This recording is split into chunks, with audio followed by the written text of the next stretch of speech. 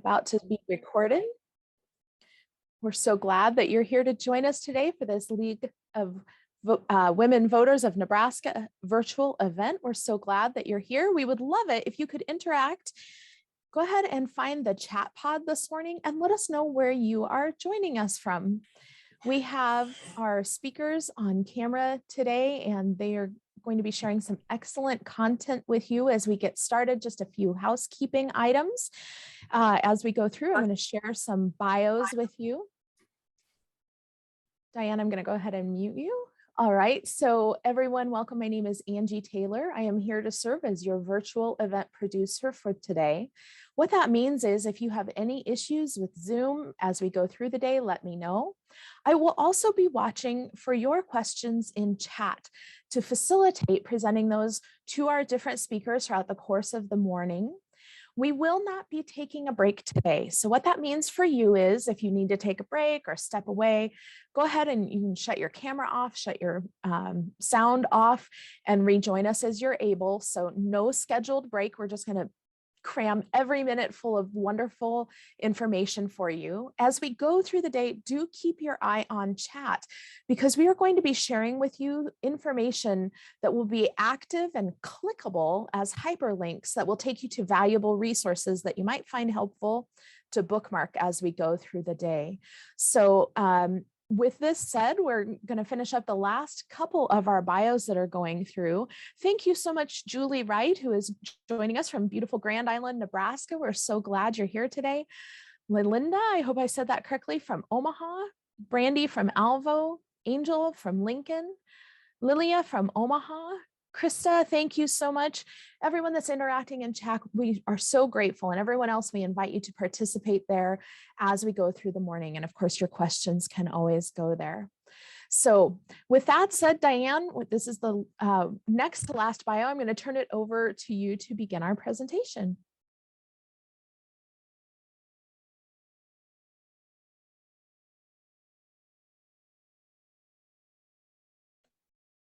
Well, we're actually going to start off with Rebecca Gonzalez. Rebecca Gonzalez is the coordinator of outreach and get out the vote for the League of Women Voters of Nebraska. And she will be starting off the program. So she's going to introduce herself and then start out with just kind of the nuts and bolts of filing for office in Nebraska. So Rebecca, turning it over to you. Thanks, Diane. Yes, my name is Rebecca Gonzalez, and I'm with the League of Women Voters. I'm also with Osmosis of Nebraska. Over the past year or so, I've had many discussions and conversations with folks across the state, especially women and people of color, about running for office. While I was working and as I'm working for getting out the vote, one of the questions and comments I always get is, well, there's really no one to vote for. And I always say, well, you know, there's always the possibility of you running. And people always respond, oh, I can't, I don't know how, I don't even know where, I wouldn't even know where to start. So along with a few other people, Gladys out in Lexington said, you know what we should do is we should try and find some way to educate people about running for office. And that was really the origin of this workshop. People wanted to take the next step, but didn't know where to go or how to do it. So with the help of the League of Women Voters, we put together this workshop.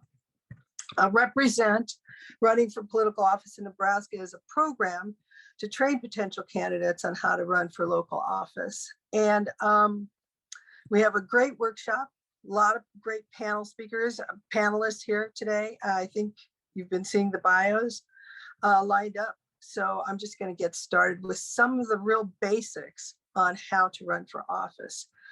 Can you put up the slide for me? The next slide. Great. Okay. The Nebraska Secretary of State website. That's where I'm going to start because that's where you should all start. It is a treasure trove of information. Go to sos.nebraska.gov. It's really easy. You can Google Nebraska Secretary of State, but it's sos.nebraska.gov and click on elections. There you will find a list of which offices, statewide offices, are up for election in 2022. You can also find out who has already filed for those offices by using the statewide candidate list. More important, you can click on candidate information and get the deadlines, the filing forms, the campaign finance information, and campaign filing resources. Candidate filing for 2022 started January 5th, and the deadline to file for first-time candidates is March 1st. That's if you're not an incumbent, the deadline is March 1st. Filing forms for statewide elections are all listed with the deadline and requirements on the website. The filing forms for partisan and nonpartisan local offices are also on that website. And you should check that. Those are the forms that you use for local offices, like city council, county commissioners, state board of education, your local board of education. They usually, all counties usually use those partisan and nonpartisan filing forms that are on the Secretary of State's website. However, very important to check with your local county clerk. Nebraska, like a lot of states, leaves a lot up to the local county clerks on how to run their elections. They're not required to use the forms that are on the Secretary of State's website, but almost all of them do. So check with your county clerk, because that's really, really important that you get the right forms filed. You can find the 2022 candidate filing guide under the candidate filing resources tab there. The guide will tell you what statewide offices are up for election and what qualifications you need for that particular public office.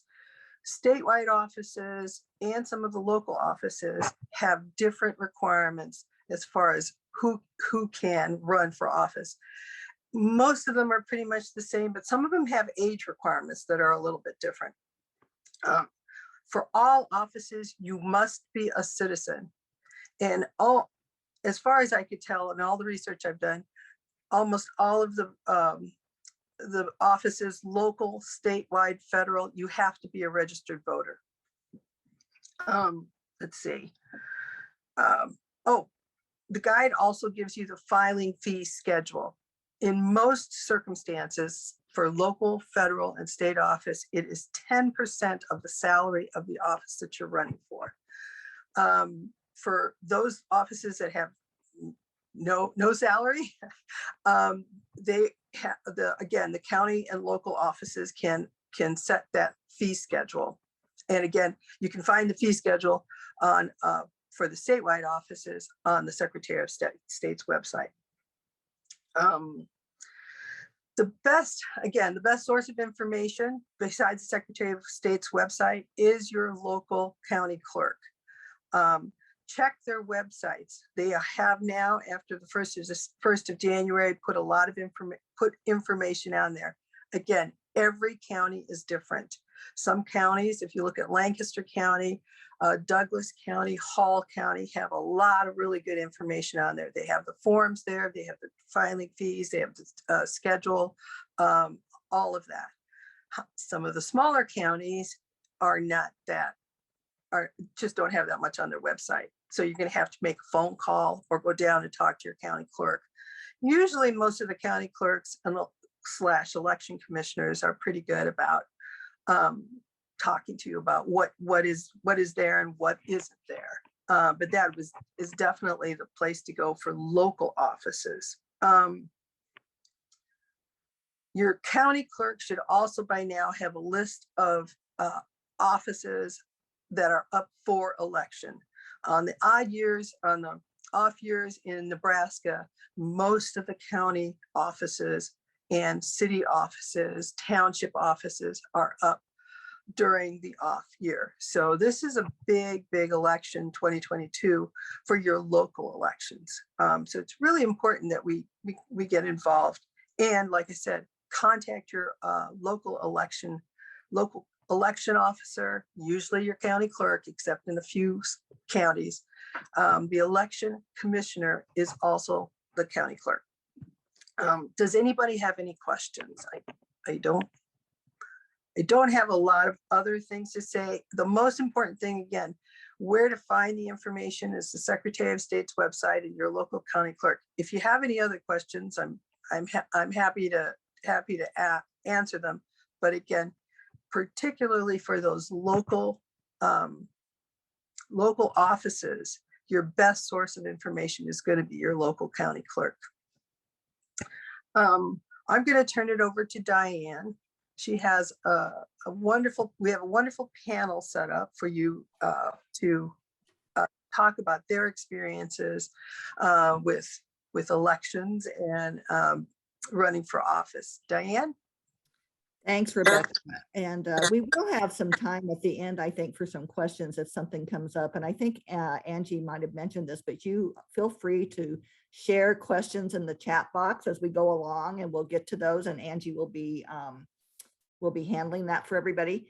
I am very pleased with this panel. I'm so excited for this panel. I don't know any of them personally, although Edison, I think we've had an email exchange before in the past about one of our studies at the League of Women Voters. But anyway, really great panel, and Rebecca put this together. So I'm going to briefly introduce them because I really want to spend their time answering questions, and not only from me, but also from you in our audience. So our first speaker today, or actually they're going to be rotating through this panel, but Karina Perez, you see her slide here. She's the executive director for Centro Hispano in Columbus, Nebraska. And that organization's mission is to further foster international change for immigrant families, learners, and entrepreneurs through direct services, programming, and advocacy. We also have Edison Rednest III here. He is the founder of Native Futures and Native Dreams, and a member of the Alliance Nebraska School Board, currently serving as Secretary Treasurer. Edison uses his organizing skills to bring people together, identify community needs, engage people in advocacy, and develop innovative solutions to improve the quality of life of Native Americans in our Panhandle region. Luis Sotelo is the Vice President for Diversity, Equity, and Inclusion at Doane University, where he leads a university division that advances equity, inclusion, and belonging. When he was 25 years old, Luis ran for a seat in Nebraska's legislature in a rural legislative district, and I'm sure he'll share some of those experiences with us today. So that is our panel. I am now going to go to our first question, and we're going to start with Karina. And just briefly tell us, and we'll go through everybody, briefly tell us, Karina, what office did you run for and why? Yes, so hi everyone. Thank you for being here this morning with us. I ran in Columbus, Nebraska, so Platte County, for the school board, one of the school board openings that they had at the time. Why did I run? So kind of going back and circling to Rebecca's point, we have had this conversation in our community with Rebecca and with, Krista, about how do we get people to make that initiative and get that change going in our community. And so sometimes it is putting your foot forward and being the first one. And so we had not had a candidate of color in our community that we knew of. And so I put my name in the hat and hoped for the best, and kind of unknowing of all the process. So I reached out to people that had done this before, and trying to find support in what I could. And I guess what the motivation was, just getting others to hopefully then see that it was possible, that it was a doable thing that we could put action behind. And it needed one person to start, and here we are. So it was not a successful ending, but I will say the success was that it motivated others to continue to start that, ignite that change in our community. And when we want to do intentional things, we sometimes have to start that way. So. And I think Karina makes an important point here. I've run, I was at Iowa State University running a campaign school for 10 or so years. And one of the things is that you need to run, and that also informs what you do again. And it also has benefits, as Karina pointed out. Now, Edison, you serve on the Alliance Nebraska School Board. So why don't you tell us a little bit about what prompted you to run for that office? Okay. Good morning, everybody. So I decided to run for the school board out of necessity. There hasn't been any Native representation on the school board. And here in Alliance, things haven't been so good for the Natives for years, 100 years. So, after learning a lot of history, same thing happening, stuff with the school, I had to run.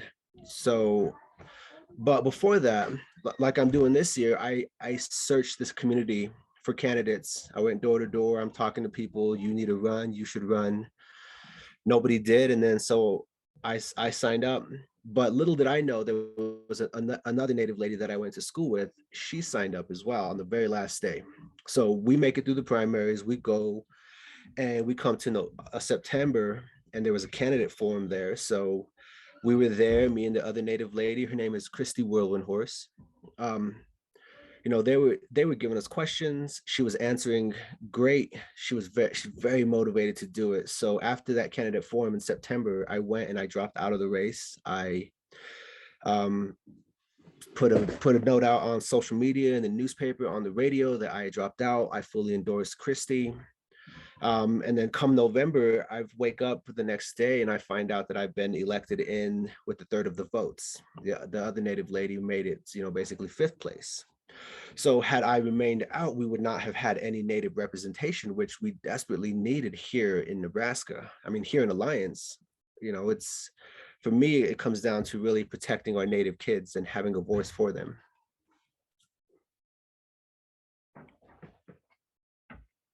Louise, as I mentioned in the intro, you ran for office at 16, by the way. The slide said you started a youth organization. Then at age 24, you ran for the state legislature in a rural Nebraska district. So tell us why you did that and your experiences. Yeah, thank you so much for inviting me and everyone who's here, because I think that that's the first step to either help a campaign or run yourselves, which I hope all of you do. So I'm happy to be here. I ran because I think it's a little bit in my DNA. Since I can remember, being able to help other individuals reach their potential is incredibly rewarding for me. And I find joining politics, running for office, as one of the most efficient ways to impact system level changes. And so for me, that is really why I ran, because there are needs in the community that are going unresponded to. The needs aren't being met. There are certain individuals and communities that have representation in different bodies, but others still are needing additional representation, I think, as we've heard just even today. So it was to ensure that other issues were also being heard. In rural Nebraska, oftentimes agriculture issues take front and center, and they should, but there's other issues that are also important, such as education, economic justice, that were just not being spoken about as often. And so running for office in a rural legislative district that did not match my political leanings was very important for a couple reasons. One, it was important to ensure that other individuals, just I think as Karina said, that other individuals, especially from underrepresented backgrounds or historically marginalized identities, can see that, okay, you don't have to be this specific profile to run for office. You can be younger, you can be a person of color, and you can still run for office. And as we said in the campaign, I do really believe we made running for office cool for the younger generation in that district. And so the other piece was ensuring that we were making democracy much more accessible for everyone. And when you often see your candidates, you see candidates that are appealing to certain voters. And my campaign actually dedicated a lot of resources to activating the votes of people who have been historically underrepresented. And I do believe that even though it was an unsuccessful run, as we knew it would likely be with the political leaning that I was in rural Nebraska, we still were able to move the needle, and I believe had the highest numbers from underrepresented voters voting in that particular election. Why? Because we spoke to the issues that matter to them, and we need to continue to do that. And again, that really underscores that when you run, and even if you're not successful, you really impact the community. Edison, I'm going to have you answer this next and talk a little bit about the challenges you face when you run for school board. And you've already shared with us that you actually dropped out and were elected anyway. And then I just saw in the chat box that you did absolutely no fundraising. So why don't you tell us a little bit about the challenges you faced when you ran for school board in your unique situation there? Yeah, so some of the challenges that I faced, again, the first thing would have been like I had no idea what I was doing at all. If it hadn't been for Rebecca and other people with Appleseed helping me out, or giving me a push, things probably would have turned out different. We face a lot of criticism, because I'm an ex-felon, drug distribution for cocaine here in Alliance. Most of my trouble I got to was here in Alliance. A lot of things on that end, on the criminal side, was held against me. I mean, I still have my felony that can't go away. And just getting people to see past my past was one thing. But then again, we come into a community where Natives have been looked down on. Natives have been, second rate, third rate, not a part of the community at all. And here's some person, some ex-drug dealer wanting to become a part of the school board. That was the perception out there. So, one of the things that I noticed that when it was going to be hard was when we had our candidate forum. The other candidates, the non-native candidates, they were getting easy questions like, what's your favorite color, things like that. And me and Christy, we were getting questions like, what are you going to do about budget cuts, or when you have to fire a teacher, stuff like that, hard questions. So I told him that, realistically, if we're cutting budgets on stuff, we're going to have to start figuring out how to get that money back. In the first place we start is with the superintendent. We'll have to take it from Dr. Unziger, put it back into the school system. So things like that, and then getting onto the school board and trying to do some change, where the president didn't know me. President was very wary about me, so they put me on the alternative school board. I mean, the alternative ed committee, and I'm on the Americanism committee, which was great for the alternative ed, because when I got on the school board, Alliance has what's called an alternative school. And that alternative school housed 31 kids, and 17 of those kids were Native. So, we had to figure out what's going on, and, something's happening at school, something's happening at home, so a lot of the challenges I faced were just me being me, who I am, a person, a minority, a Native in this community, trying to do something, trying to be something better. Because if I'm correct, I'm the first Native American voted onto a school board here in Alliance. And I might be possibly the first Native American voted onto a school board outside of a reservation here in Nebraska. So, it's things that we haven't done before, so the challenges were there, especially being Native. Thanks, Edison. Luis, we'll now go to you and share any challenges you faced when you ran for office when you were 24, but anything else if you've been involved in other campaigns, since that time, what challenges you think people of color might face in running for office in Nebraska? Yeah, well, some things will be particular to individuals of color, and then some will just be broader. The first one that I want to address, because I think it's one that's, and I'm even seeing it on the chats, one that is on everyone's mind, like, how do you get started? Like, that honestly is the biggest challenge. Yes, there's going to be hard moments throughout the campaign, but that for me was the biggest challenge. How do you get started?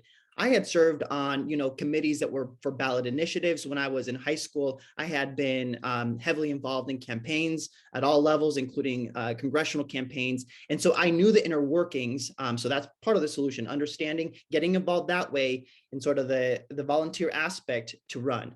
But what I would recommend, and I know I'm getting into the solutions here, but I'm going to pair them, is get what others would call, and I call, a kitchen cabinet. That kitchen cabinet can include people who support you and who will be very honest with you. And then maybe it includes one or two individuals who has either ran for office or been involved in politics. Get that small group together and just start having conversations. start mapping out what could be the next goal. Maybe the next couple of months is us exploring and doing that. So I say that because the biggest challenge for me was just getting started. The paperwork seems really scary. The fundraising seems really scary initially, but trust me when I say just getting started is actually the biggest step. After you get started, things do kind of start happening. And sometimes you're like, how are they happening? But they do start happening. So you have to just get over that hump. And once you do, it's going to be better. Now, a little bit more specifically to people who are running for office, I'll speak from my experience. Others may be able to relate to that. Sometimes when you run for office as a person of color, the community may have, especially depending on the composition of your community, may have this expectation that somehow because you're a person of color, you're only there to represent, that you're only going to be representing people of color. And so as we heard earlier, they start asking you all these questions that other candidates do not have to address. Like, how can we ensure that you're not just going to be representing people of color? How can we ensure that you're only not going to be representing Latinos? I've never heard a candidate be asked, how can you ensure that as a white person, you're only going to be representing a white person? So you have to tackle those on an ongoing basis. In fact, and I didn't pull them up, I should have pulled up some direct messages because I received many of them that told me, well, who do you think you are coming into this community, which I grew up in the community, coming into this community and trying to fix the issues for your people. Right. And so I received those types of messages because there was a little bit of fear of, oh no, this Latino, we've only seen, white individuals, older individuals, mainly lawyers, mainly bankers. We have someone who's a former teacher, who is younger, who's Latino, who's a person of color. How is this going to fully disrupt our lives, right? And so there was a lot of that intimidation, and it was placed, they're really good at tagging you to very politicized issues. So even though I was running for the Nebraska legislature at this, state body, I was having to answer questions about immigration and, facing comments of that sort. So that is one piece. The other piece that I will mention is also the media. So, and this is kind of tied. Sometimes I will mention that the funding sources and how they receive their money, the public, even the media, a lot of the private sources, and the journalism, right? So now we're getting a little bit into journalism. So the publicity side and the journalistic side. I was actually told, I'll leave it broad, by the major newspaper in Nebraska, from the person who conducted my interview, you would absolutely get the endorsement, but I know that this body will not allow for that endorsement to happen. So in the interview, they admitted to me that I had done the best in having a plan and knowing what I was doing, but there was no way that the major newspaper would be able to give me this endorsement. I had newspapers who would not even cover my campaign because they had commitments in other ways, right? And so there are those threads that initially can feel discouraging, but know that stay with it. You can't overcome it because ultimately it's the voters who are voting. And yes, when you don't have those lines of communication to share your story, it is more difficult. The next piece I will just, and I'll wrap this up. I could talk for a long time on this particular issue, but the last thing I will mention is regarding sometimes in rural Nebraska, some of the pieces that make for healthy democracy are missing. So I've mentioned, from the media, but also even forums to debate. So after the initial forum that was scheduled, and there were others scheduled, my opponent actually canceled the remaining forums. And it was because if you're running for office, you have to be able to debate. You have to be able to wrestle with tough ideas. And if you are already sort of in the dominant, if you're already, the kind of the slated winner, it's much easier to shut down conversation because then you don't have to respond. Because even after that initial debate, a lot of the individuals who were there to support the other side were coming to speak to me and curious about, oh, wow, like I had not thought about it this way. So you start thinking outside the box. and individuals start seeing new things, but what that can be as a threat for sort of the status quo in a community. So I will stop there. Thanks, Louise. And we are going to be talking about media later on today and those challenges. I think the good news is that even though they are dominant and do have those effect on campaigns, as you talked about, now with social media and other things, there are ways to get out to the voters and maybe bypass the media. So that's a good sign, I think. Karina, we'll end with you on this. And what were the challenges in your campaign? Yeah, I'll just try to keep this a little brief. And I think with Louise and Edison, they probably had a little more attention from those kind of sources like media and stuff. And so I also come from a rural community, so this was definitely on a smaller scale. And I think some of the issues with that were understanding dollars, like figuring out the fundraising piece, and you know, reaching out to groups that would be willing to help do a small fund for me to be able to do some of this work. And so I would shout out like Nebraska Unity PAC, who provided some small scale dollars, but you know, it was enough for what I would say it's a grassroots campaign. So I ran a very grassroots, people sharing with people. And that's kind of some of the challenges I faced because I kept it so grassroots and not understanding. And so I didn't have the background or local support to really run a full scale campaign. And so I would say that was something that I had to overcome just in how I was running that initially.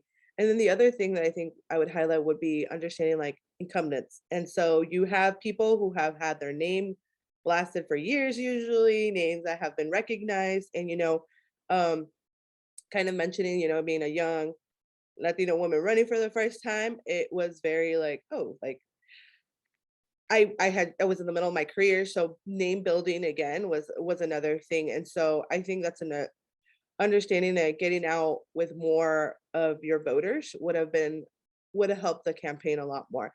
And so I think those are some of the things I would flag for when it comes to, especially for those who are doing some campaigning in rural communities. It's really about putting yourself into the community, building a profile, because essentially they're going to remember your name. And so that's kind of what needed to be done when you're running against such powerful names in your community. I think it's doable, and I'm excited to see that shift happen in our community where we've now invested energy in building up leadership within, you know, our BIPOC community. And so like, how do we build that up? How do we get people to feel confident in that power, in that movement? And so that would be what I would say we had to overcome. Thanks, Karina. Luis, we're going to start with you this next time, and you've already drawn some connections between the challenges you face and how you overcame them, and talk a little bit more about how you overcame those challenges. Yeah, so having a good team on your side is incredibly important, especially because there's going to be hard days. And so having a team, again, that you can wrestle through these issues is important. And so that's why I talk about starting with a kitchen cabinet that is sort of just informally exploring options, exploring how to go about that so that you're not just thinking about it. Because I think too many of us spend way too much time in our heads. Should I run? Should I not run? Do I help this campaign? Do I not help this campaign? Just go ahead and do it. And the next step is get some people together that can hold you accountable to what you're thinking and that can start those ideas. The other piece is you do have to, I believe, stay connected and stay involved in the community, because everyone will connect you to another person. If you don't know how to do something, you can say, you know, is there someone who knows how to do this? And you will find people who will say, oh, I'd love to do this. I've been wanting to do this. So know that there are people out there who are wanting to help and assist you, but you do have to get started in building that team. Getting extensive training, if possible. I understand that's not always possible. Is helpful, and maybe extensive is not the word, but getting additional training. So I enrolled in different boot camps, both in Washington, D.C., at the local level, and just started getting myself ready. So that was aside from running, you know, helping run other campaigns, et cetera. So if you want more of that cushion to feel more grounded, those are the things that I would definitely encourage you to do. There are those opportunities to get going. those connections are also going to help you with your initial funding for your campaign, because that can be difficult initially, but it's not impossible. But you will need, some initial funding until you can get one. It depends also on the scale of whether you're running a very local campaign, statewide campaign, et cetera. But until you can get additional people to help you. So that is another piece that I would definitely recommend. And honestly, the big piece in terms of the other pieces is just staying on message on what you want to accomplish, right? Because you're going to have naysayers, you're going to have people who are going to ask you different questions, and I would say we need to pivot. We need to pivot to the issues at hand, and when appropriate, you actually do more or less narrate what is happening in those things. And that was, for some people was a little bit like, oh, wow, I didn't even realize I was doing that, right? And so helping people, it's not that people are trying to be evil. Oftentimes it's just a lack of awareness. And so being able to, in the communication pieces, being able to acknowledge what is happening is important, so that people understand, oh yeah, I realized that I asked this question that maybe the other candidate wasn't able to ask. So gently calling it out. I think there is a way to do that productively, but being able to stay on what you're about, because otherwise you could spend the time just answering everything that people are throwing at you. Staying on what are you about? You're here to improve education. You're here to improve social mobility in the community. What is it that you're about, instead of constantly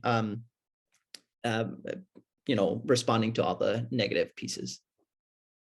Thanks. And some important points there. We are going to have a big session at the end of today on messaging, and that's going to include how to pivot from someone who is a college debater. So if you've ever debated in college, you know how to pivot. Also, we have fundraising on board for next week. And Luis, another thing I think is important, if you have particular boot camps that you want to recommend in the chat, that would be helpful. One of the, I guess, positive, if you want to find in the pandemic, is most of these campaign schools have gone virtual now. There's one starting up particularly for women, including women of color, from the Center for American Women in Politics, that just started, and I'll send that to all the participants after this. But most of these campaign schools now are virtual and they're free. Again, we're happy that you're attending our school today. That will give you some information. And we're going to go to Karina next. And so Karina, if you can talk a little bit about how you overcame the challenges of your campaign for the school board in Columbus. Yeah, with Uncle Luis, just finding and grounding yourself in people who have had shared experiences, even if they're not local. I think they could still help you support that. I know I reached out a lot to Krista in figuring out what direction I should take, or what first initial steps I needed to do. I didn't know like when exactly I needed to fill something out or but it took the research. And I think that's another big thing of overcoming the research piece, and maybe understanding too that sometimes your local office you're running for doesn't require this extensive amount of dollars that you're thinking. Sometimes like our school board position didn't require us to fundraise.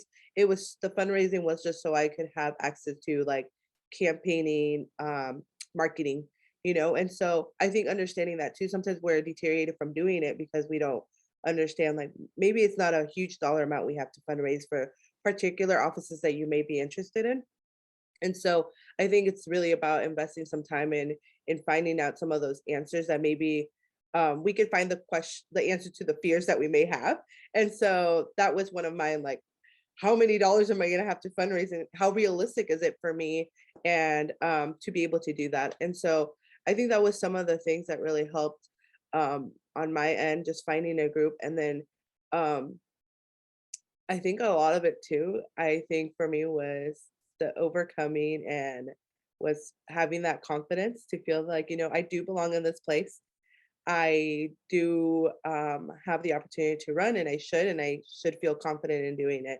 And so I think sometimes it's that walking yourself through that mentality of like, I am doing this with the purpose to help our communities that are underrepresented, underserved. And so it feels really good to be able to move with that messaging as well. And so that's why I would say helped overcome some of that. And I think Karina makes an important point, supported by the literature, is that sometimes not only people of color, but women especially, feel like they're not qualified to run for office. And of course you are. And so having that confidence, and Karina, I can tell from your resume being in leadership classes and all the boards you're on, you're very much a part of your community. So you have those skills. Edison has had to change his location because he's driving his boys to their basketball game. So Edison, going to switch this over to you. And if you can just talk a little bit about how you overcame the challenges that when you ran for office. You spoke at length about the fact that you were an ex-felon and certainly had to overcome that and got different questions. So anything else you'd like to share with us from your campaign? Yeah, so one of my challenges, like I said before, is I had no idea what I was doing or what was going on or anything about public office. So I had to do a lot of research, a lot of emails, a lot of getting on the computer and just figuring out what's going on, what the school board was about. And really educating myself about it. Another challenge that we faced was that we really didn't have anyone really talking about it. I know we had support, but it wasn't really outward support. Nobody was coming up, nobody was talking to me about it, or anything. And it could have been just maybe the people that I was associated with had no idea about, the politics in the area or whatnot. But my main challenge was really figuring out what to do. I wanted to go out, I wanted to be a part of something, be a part of change, but I didn't want to be, some uneducated person trying to do something or trying to make promises to people to help and not knowing what I'm doing. And of course, yeah, the marks with the felony being there, the marks for being, a drug dealer were there. But that was something that I didn't really focus on because, it's everyday life for me. But for anyone out there interested in running for a office, I think educating yourself is very, very important to do it. Having some support. And again, like I said, the only ones who were really reaching out to me were Rebecca and people from Appleseed, asking about the campaign, asking about what's going on, asking me if I needed any help. So yeah, the biggest challenge was just knowing what I'm supposed to be doing, knowing what the office entails. Thank you, Edison. And now we're going to go to our last questions, and we've got about 16 minutes left. So we want to wrap this up with answers to this final question, and then hopefully we'll have time for questions from the audience. And again, you can put those questions in the chat box and Angie will go through them to ask. Karina, we're going to end where we started with you going first. I gave her the heads up. So I guess now I think what we'd like you all to do is to share advice to those in our audience about what you have about running for office in Nebraska. I'll keep this messaging brief, but really just do it, go for it. I think my tagline, if I could leave you with, it's like, you're creating transformational change, win or lose. Like, this is stuff that is motivating others. It is encouraging others to follow your footsteps, to do those pieces. And then it helps you stay connected, like staying connected afterwards with even win or lose with those governmental agencies, because at some point then you're helping kind of continue those collaborations and those conversations about the importance of having representation for underrepresented and underserved communities. And so I think that is what has happened here, and that we're still continuing having, and now we're seeing movement and powerful transformational movement about what needs to happen in our community. And so I would just say, feel encouraged to do it. Even if you feel lost, so you feel like it's not your place, you belong there. And that's what's going to create the change in our community. So. And again, Karina and others on the panel have said this, but from research, it's so important. Even if you don't win, if you run, you still are affecting change in your community. You're giving confidence to other people. You're letting other people know that they can do it. And the door is easier the next time around, is what research shows. And so again, I think that's an important point. And I will tell you from research is white men don't typically feel that way. They'll run for office, and if they lose, they'll run again. And so that's one thing that we have to do among those who are underrepresented in government, is encourage them to keep on affecting change. Edison, we're going to go to you next about, again, your advice to someone interested in running for elected office in Nebraska. Okay, yeah, so my advice would be to remember who you're running for. for me, it was the children, protecting our kids, protecting our native kids, giving them a voice, and that's really kind of what my campaign was about. People, I was upfront with the people about why I'm running. I didn't face any questions about what are you gonna do about the white kids or the Mexican kids or anything. I told them straight up it was going to be about the natives, and we need to protect our children. So, the way they feel, the way they're thinking about school, the perceptions about school. When I was running, I kept that in mind of, if I can make it, if I can do it, I can make things better. You know, but then of course, like I said, I dropped out, but that was still the mindset, was I can help this woman make things better. And then when I was voted in, it wasn't it was a no-brainer. I had to take the position. I had to take the part, because it's about the kids. They needed that representation in our school. And just one more thing about going back to research, doing a lot of research about how Native kids or Native Americans were treated in the Alliance and the things that have happened, that really helped me focus on what I wanted to do, how I wanted to make change. Because here in Alliance, it hasn't been so great for the natives, especially for our children within the school system. They get lost, or they get put into alternative school, and if they're causing trouble or anything, people just turn a blind eye to them and just let them be, suspend them, take them out of school, put them in alternative school, and just forget about them. But I wanted us to really have an impact on the school, because I know that when Native children are supported, when they're healthy, they can do great things. They can do big things. And I've seen it. I've seen these kids do really, really great things. And that's what it's about, is really empowering these children to stand up for themselves and, do great, be great. Thank you, Edison. I'm sure you're a great role model to those kids in the Alliance. And boys, good luck with your basketball game today. I hope you win. We'll end with Luis now. Again, what would be your advice for people who want to run for office in Nebraska? Well, if you are thinking about running, or if you're thinking about jumping on a campaign to support a candidate, which is incredibly important, and you're still thinking about it, reach out to me and I will help you make that decision, which is going to be, yes, go for it. And so, especially if you're of a marginalized identity, imposter syndrome is something that we often fight, and it's not because of us, it's because of society and how things are communicated and how things are framed and the structures that exist. And so while we could talk about technical information and all the nitty-gritties, nuts and bolts of campaigning, I think the biggest piece of advice that I can share right now is that no candidate, no person in an office is superhuman.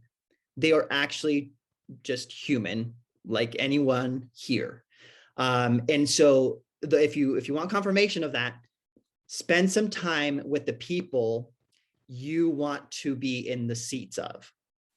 I will repeat that again. Spend time with where you aspire to go. Spend time with the people that are in the places where you aspire to be, because you're going to quickly learn that they are just like you and me. They do not have superhuman powers. Watch floor debate in the legislature, and you will be so empowered to run for office, for any office. Just take 10 minutes and watch floor debate. So know that you have the skills. Know that if you are close to the issues that are important to your community, you will have solutions for the people. And if you're continuously learning from others, you will have the things that it takes, because being in office, I believe, is running for office is about making sure that you are listening in and collaborating with others to make a positive change within your communities, within the state, within the nation, whatever level you want to run in. So know that spend some time with the people you want to take their seat, and that's going to be pretty empowering to see that you do have the skills to run. All right, Luis, thanks for that. And we're going to open it now to questions, and Angie is going to pose some questions that were put in the chat box. I also see that Luis put some information in about boot camps, as did Angie. So we have right now about 8 minutes for Q&A. So Angie, please take that over. Sure. Well, welcome everybody. Thank you for asking some great questions in chat. Earlier, the question was posed by Liz Davids. How much money do you have to raise and how do you raise that money? You've already started in part addressing that in some of your answers. I would also mention for those of you who are listening and haven't kind of taken a sneak peek to next week's session, on Saturday morning next week, we do part 2 of this event, and that there is a whole focus just on campaign strategies and fundraising in that next week. Do any of our panelists want to speak any more to that topic for now, since we have your expertise? And if you do wish to speak, just go ahead and unmute and I'll call on you and then we'll know it's your turn if you have anything else to add. Okay, so we will move on to the next question then.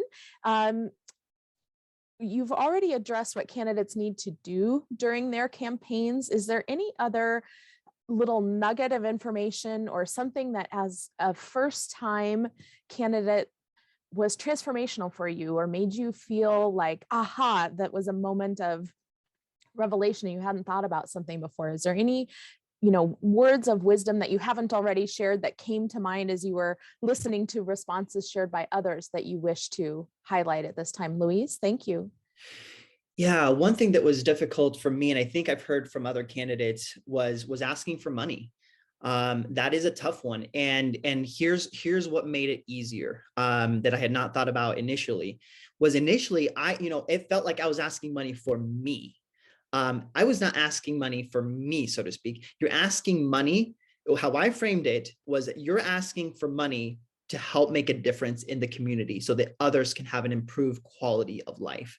When I switched that mindset, the inertia that I was feeling really switched, because initially it felt like, money from me, money, and that was just very much against everything that I believed in. It was money for the community. It is money for us to be able to make the change. Now, yes, it is going to your campaign, but your campaign is a vehicle for how some of that change can happen. And so I would say that for those of you who may be like, I don't want to ask for money, or how do I even raise money? Know that that helped me is switching your mindset. What are you asking that money for? So that it doesn't feel so difficult. And know that not all of them are like individual contributions. Some of your, and I know there's a lot of conversation about this and some people have different philosophies, but there are your political action committees that will donate to your campaign as well, especially if you align. And so align with what they're trying to do and what you're trying to do.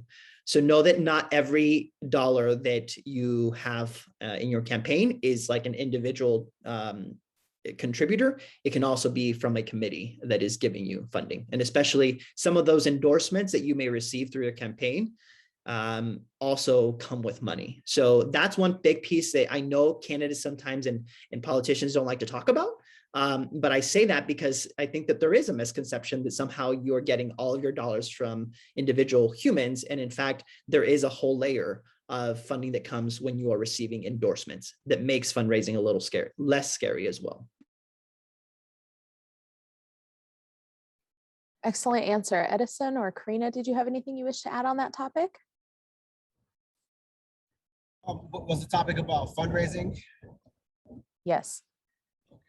Yeah, in my comments, like I said, I didn't do any fundraising except for sidewalk chalk. Right, thank you. Invested And a few then dollars into that, and we just marked up sidewalks, which is it's a very cheap way, but you're also able to hit different places that you can't get in trouble for graffiti because it just washes away, so that you do it again the next time. very good. Thank you so much. Okay, so a question came through from Angel Geller. For those who have perhaps done both, did you find you were both able to make more change one way or the other doing lobbying or running or holding office?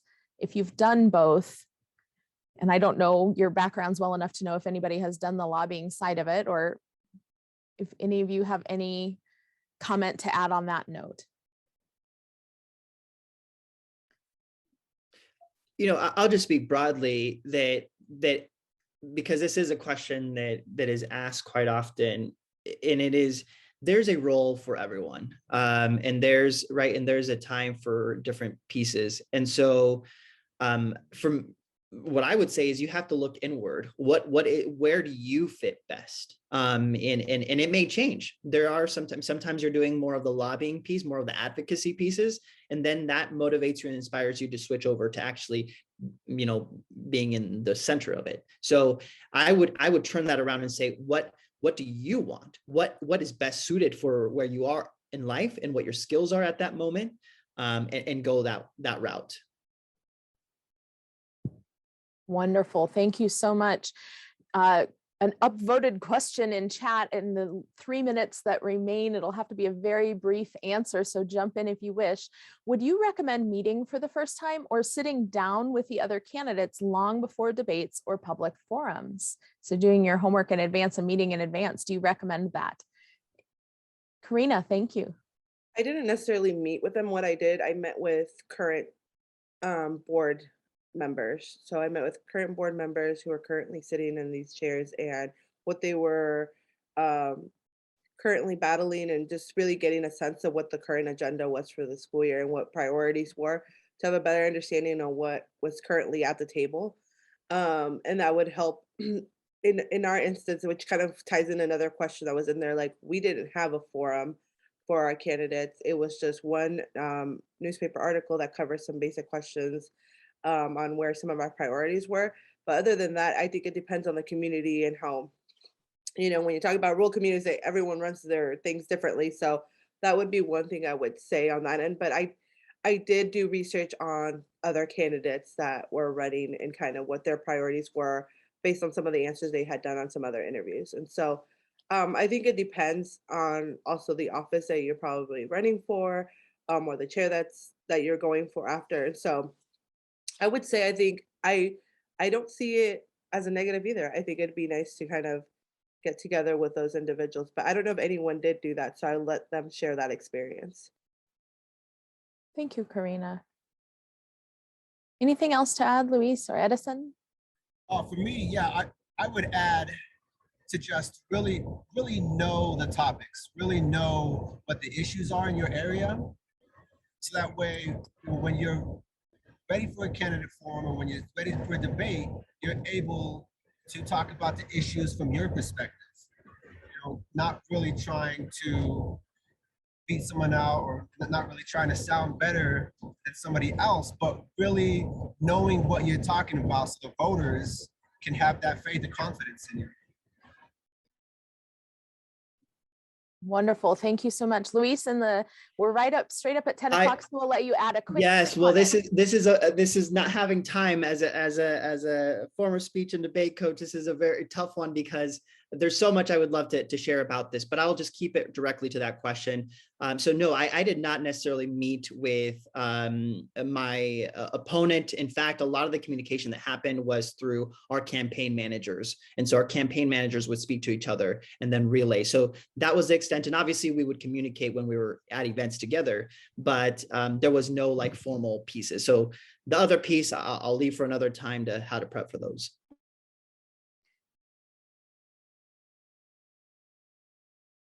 Thank you, everyone. That's so incredibly helpful to have each of you with your expertise and your obvious passion and dedication here has just been a blessing to us all. Thank you so much. So as we get ready to transition into our next speaker, Krista Yoakum, we want to wish you all thank you for being here again, and we wish you all the best for the rest of your day. If you stick around, we would love that. Otherwise, we're going to go ahead and move on to our next speaker, Krista Yoakum. So everybody, thank you so kindly. And here we go.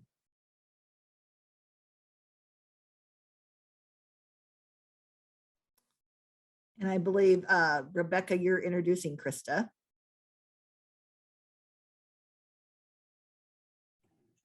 Yes, I think I am. Krista is on the county commission in Lancaster County, and is a longtime campaign and political person. She can talk, she's run major campaigns, she's been in major campaigns, and she's run herself and been successful. So I'm very happy. She works in Nebraska Appleseed with the welcoming work. She does a great job with across the state and in Lancaster County. Again, I'm not going to take up too much time. I'll let, because Krista's got some really interesting stuff that I think leads right into what we were talking about, both with what offices you should run for, and also maybe not what happens if you're not quite ready to run this year. So Krista, can you just, let's get started. Thanks, Rebecca. Rebecca and I worked together a long time, and I wasn't sure if she was going to get through that with a straight face without breaking out in laughter. I appreciate it. What a great panel. And actually, you all took a lot of what I was going to say. You are all amazing community leaders, and thank you for your participation here. I did want to feel like I wanted to say one quick thing. Nebraska Appleseed has been mentioned here, and I just feel obligated to say that nonprofits like Nebraska Appleseed cannot endorse or oppose candidates. But what we can do, any nonprofit can do this, is things like this particular candidate training. We can do things to help people build their skills and get ready to run, that sort of thing we can do. And be prepared to be leaders in their own communities. So Rebecca talked about how to find out what offices are open this election cycle, where to find that information. And I have a lot of this stuff in my head, so I just kind of wanted to run down a little bit of it. All three of our representatives to the House of Representatives are up for election every 2 years. So those seats are open. State offices, all of the state constitutional offices are up this year. That means the governor, the lieutenant governor that's chosen by the candidate, but then voted on by the people, the Secretary of State, the Attorney General, the treasurer, the auditor, Public Service Commission seats. Some of them are up this time. The State Board of Education, there's quite a few of those seats are up this time, Board of Regents, and the even numbered legislative districts. Then there's all the county offices are up. So all those county clerk, county attorney, county treasurer, sheriff, assessor, surveyor, or engineer, the public defender. And for most places, like half of the county commission seats are up, or, a proportion of those. Community college boards, natural resource districts, school boards, public power districts, and village boards are all seats that are open. And so thinking ahead, so this is 2022, thinking ahead to 2024, then those odd numbered legislative seats will be up. The other county commission seats will be up. Half of most of those boards and commissions that I mentioned, the rest of those offices will be up in the next year. So that's just to think about what you're going to do in the future and get your mind wrapped around what office might be the right office, because that's really what I wanted to talk with you a little bit about here. Where do you find this information? As Rebecca described to you, you can get it from the Secretary of State's office, your local election commissioners, but you know what? Not every website is built the same. And in my county, I can go to my website. I'm very familiar with it. I can find who's currently holding office, what their terms are. So I know immediately when those seats are open. You cannot find that on all of the election commission websites across the state, on all the county sites. So that's where you get to know your election commissioner. Give them a call. I'm going to ask you to do one thing for me, though. When you make that call to them, right now, the Nebraska Association of County Officials organization they're looking at providing new websites to these local counties. They provide the template, local counties put that information in there. Ask them to put some of this information on their website. Make it easier. There's no reason it can't be there. So as you're calling your county election official for that information, ask them to get it on the website in the future. As a county commissioner, I will be advocating for that from my side. You do it from your side. So another way to do this, and I think this is one of the best ways, is make a friend on the board or commission that you want to run for. Make a friend who holds that office. They're going to tell you when they're, how they operate. They're going to tell you when whose seat is up. Is it your district or is it not your district? They'll know those kinds of things. The other piece about making a friend who's on that board or commission is then you've got a mentor, right? You've got someone who knows the ins and outs, who you can run your messaging by. You've got someone who probably, if they get to know you and they like you and your values align, they will probably endorse you and advocate for you. Maybe you're running for the same, you have interest in running for the same district that they currently serve in. If they get to know you, they may decide not to run the next time and endorse you. I have that situation right here in Lancaster County on our Lincoln Public School Board. A couple of school board members are thinking they may not run next time, and they are really looking for that person that they could mentor for that seat. So how do you choose what office to run for? Think about, what do you want to do and why? What is it that you personally want to do? What are the issues that are important to you? And where can you have influence on those decisions? Luis talked a little bit about, there's a lot you can do from behind the scenes or in different roles. They don't all have to be an elected seat. And I think that's important to consider as well. Candidates who know why they're running usually win. If it doesn't matter to you, it doesn't matter to the voters, right? It isn't going to matter to anyone else. If the reason you're running is connected to your life, then it's even stronger. If it's personal, then you're going to be stronger. If it's broadly shared in your community, then it's even stronger. If it's a problem or a challenge in your community that people believe you can solve, that makes you even a stronger candidate, right? People who say, oh, I want to serve. Oh, I want to give back. That's cliche and it's vague. And you need to be a little more specific. And we'll get into some of that messaging with Kelly later this afternoon. But I think what I'm trying to convey is that you need to think about where your passion is and why you're running for a specific office. And then what's your skill set? What do you bring? I think it's really important that I personally think it's really important that all of our taxpayer dollars are collected in a timely manner and according to the statute. And the fees are collected for specific purposes on a regular basis, and that taxpayers are treated fairly. Those are things that I believe. And as a county commissioner, I know that we need those funds to pay our bills, so we can gravel the roads, so that we can get the road graders out there, so that we can take care of our jails, pay for our courts, provide the mental health services that we need to provide in our community. But I'll tell you what, you don't want me collecting that money and keeping those records. I don't have that skill set.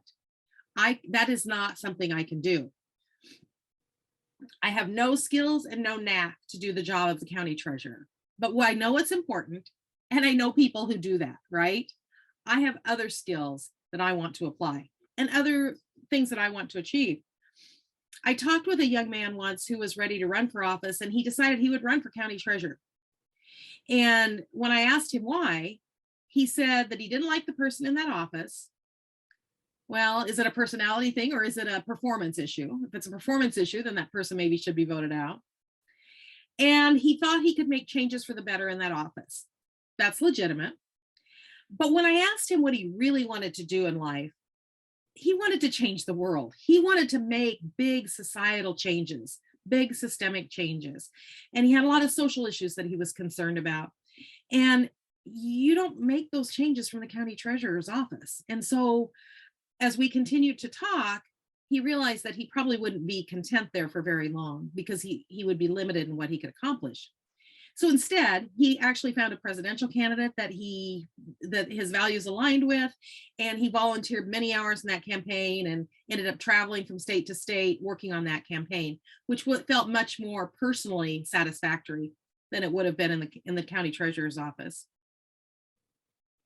Know what the duties of that office are. I worked with a candidate who ran for city council. And she wanted to put gardens at all of the schools. And she wanted to put solar panels on all of the schools. Now, I'm not against solar panels on the schools, and I'm not against gardens at the schools, but the reality is that's not a city council decision. The city council really had no jurisdiction on that. So that shouldn't be a campaign talking point. There's another person who thought about running for county clerk. And one of the things that he put on his social media was that he was going to give rebates for people who did home solar energy. Well, county clerks don't do that. They don't make that decision. That's not that's not in their jurisdiction again. And so that's not an appropriate talking point for that office. And we hear people promise things all the time that are not relevant to their office. That's why it's important to know what office you're running for, and what their duties are, and get that mentor so that you know what important issues they might be facing in the future, or what constituents come to them with, and you can respond to those sorts of things. Now, if you're not ready to run yet, and I have to tell you, there's a statistics, and I know that Diana's talked about this a little bit, but there's a statistic that women have to be asked 7 times before they run. And I was asked many, many times to run for office, and I never saw myself as the candidate. I saw myself as the one behind the scenes that maybe could get a few things done for a candidate. I saw myself as one that could make the phone calls for that candidate and advocate for that candidate, but I didn't see myself as the candidate. And if I didn't, who I'm white, I pretty embedded in my community, I know that there are a whole lot of other people that don't have as much privilege as I do, who don't think that they're ready to run for office. And as Louise said, just turn on the legislature, watch it, stream it, and you'll see that, yes, you too can do this. So if you're not ready to run though, but you're thinking maybe you would be in 2 years or 4 years, that's fine. If you're not ready, don't run. You're the only one who knows when it's the right time in your life to run. Don't let anybody else tell you, oh, your kids are little, don't run now, that sort of thing. You're the only one that knows when it's right for you. But the thing is, campaigns need volunteers, and bigger campaigns even need paid staff. And this is a great way to learn what it takes to run for office, as Louise said earlier. And I have to tell you, we don't have enough talented campaign staffers in this state. And we don't have enough people of color in staff positions on campaigns in this state. We don't have people of color that are creating that campaign, that field strategy, or doing communications and messaging, or recruiting volunteers, or doing campaign finance. And we need all of those things. So grabbing a hold of a campaign, finding a candidate that shares your values and working alongside them is a great way to get engaged and support things. And I have to tell you, it can be really rewarding to be involved in a campaign of someone that you believe in, and of someone who shares your values and your goals. But I was working on a campaign once, and I was kind of a low-level person on that campaign. I've only worked on a couple of campaigns that I've gotten paid for. Most of them has been all volunteer. So I was kind of a low-level staffer on this campaign. I was the person phone banking the voters, right? But the candidate liked me a lot. And so I went along when the candidate was going to do a radio interview. There was a topic that we did not align on. Most of the things this candidate did, I really, really appreciate it. But one particular topic we did not align on. He was going in to do a radio interview. And we were sure that he would be asked about this topic because it was pretty much a hotbed topic at the time. And I said, you can't talk about it in the terms that you're talking about it. As a woman, and as someone who's been in this community a long time, I can't allow you to address that in the way you're addressing it. Here's what I think you should say. It was, a little more neutral. And he went into that interview. I went to another room and I listened on the radio, and he said the exact words that I just said. That felt so powerful that I could have that kind of influence. So you can do all of that from behind the scenes without running for office, as you maybe are getting ready, because I do think that we have some talent here that could all be running for office. Another time I had a candidate who wasn't a candidate I was really working with, but had kind of latched onto me for some advice and that sort of thing. And he gave a speech, and he kept talking about those illegal immigrants. And he kept just calling people illegal. And I couldn't let it go. I had to stop him. And so I did it after his speech. And he didn't understand why I thought that was an issue. He's like, well, if they've come across the border, they're illegal. Blah, blah, blah, blah. Eventually, he was drinking at the time. So I thought I'd take advantage of that. And I said, you know, you're drinking right now. If you go out in your car and you get stopped for drunk driving, that is illegal. Are you now illegal? No, you are still the same person. The action you did of driving drunk, that's illegal. So you can have a lot of influence even if you're not the candidate. Another thing to consider when running for office is who you're running against. Is the incumbent running for re-election? That's sometimes you need to challenge an incumbent. So I'm not saying don't challenge the incumbent, but you need to do it thoughtfully. You need to think about, you need to have all the information you need to go into this campaign, right? So if you're challenging an incumbent, what's their reputation? And are they serving well in their capacity? Do you share their values? If you share their values, why would you run against them, right? That guy that wanted to run for county treasurer would have run against an incumbent who was a former state senator who was well liked in the community and has a family name that's recognized throughout the community, and he's related to half the county. So it would have been an unsurmountable challenge to run against that seated treasurer. But like I said, it's not that you necessarily shouldn't challenge them, because as we know, there are many people that are holding office that may not share our values, and we do need to run against them. But it's important to know what you're up against. One reason that I waited until I was older to run for office was that I helped get a lot of good people elected that represented me. And then there were no seats open for me to run in because I wouldn't have run against them, right? But it felt good getting those people elected. So my friends were now holding those offices, and I didn't want to run against them. So if you want to serve on, say, the school board, but the seat is held by someone that you believe is serving well, get to know them. Let them know that you're interested in running in the future. Learn from them. Let them mentor you. And then when they're ready to step down, you're ready to run, and you will probably have their endorsement, right? It's important to do your homework and know that the office is the right one for you and when it's the right time for you to run. Here's a big bit of advice, though. Don't wait as long as I did. Don't wait as long as I did. I had people on my campaign staff saying, you know, after this, do you want to run for state legislature? Do you want to run for, you should run for Congress. I don't think I should run for Congress, but saying things like that to me. And I was like, no, I'm towards the end of my career. I'm probably not going to step onto one of those other things. But gosh, 20 years ago, maybe I would have.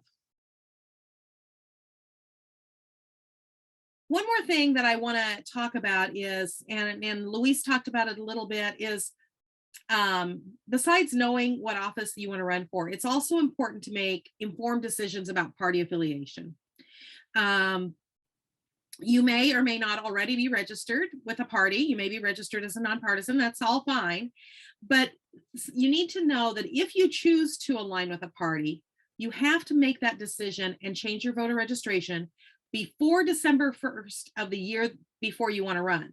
So for this 2022 election cycle, when you don't even have to file for office until March 1st, as Rebecca said, which is next month, you would have had to have been registered by December 3rd of 2021 with the party that you intend to run for.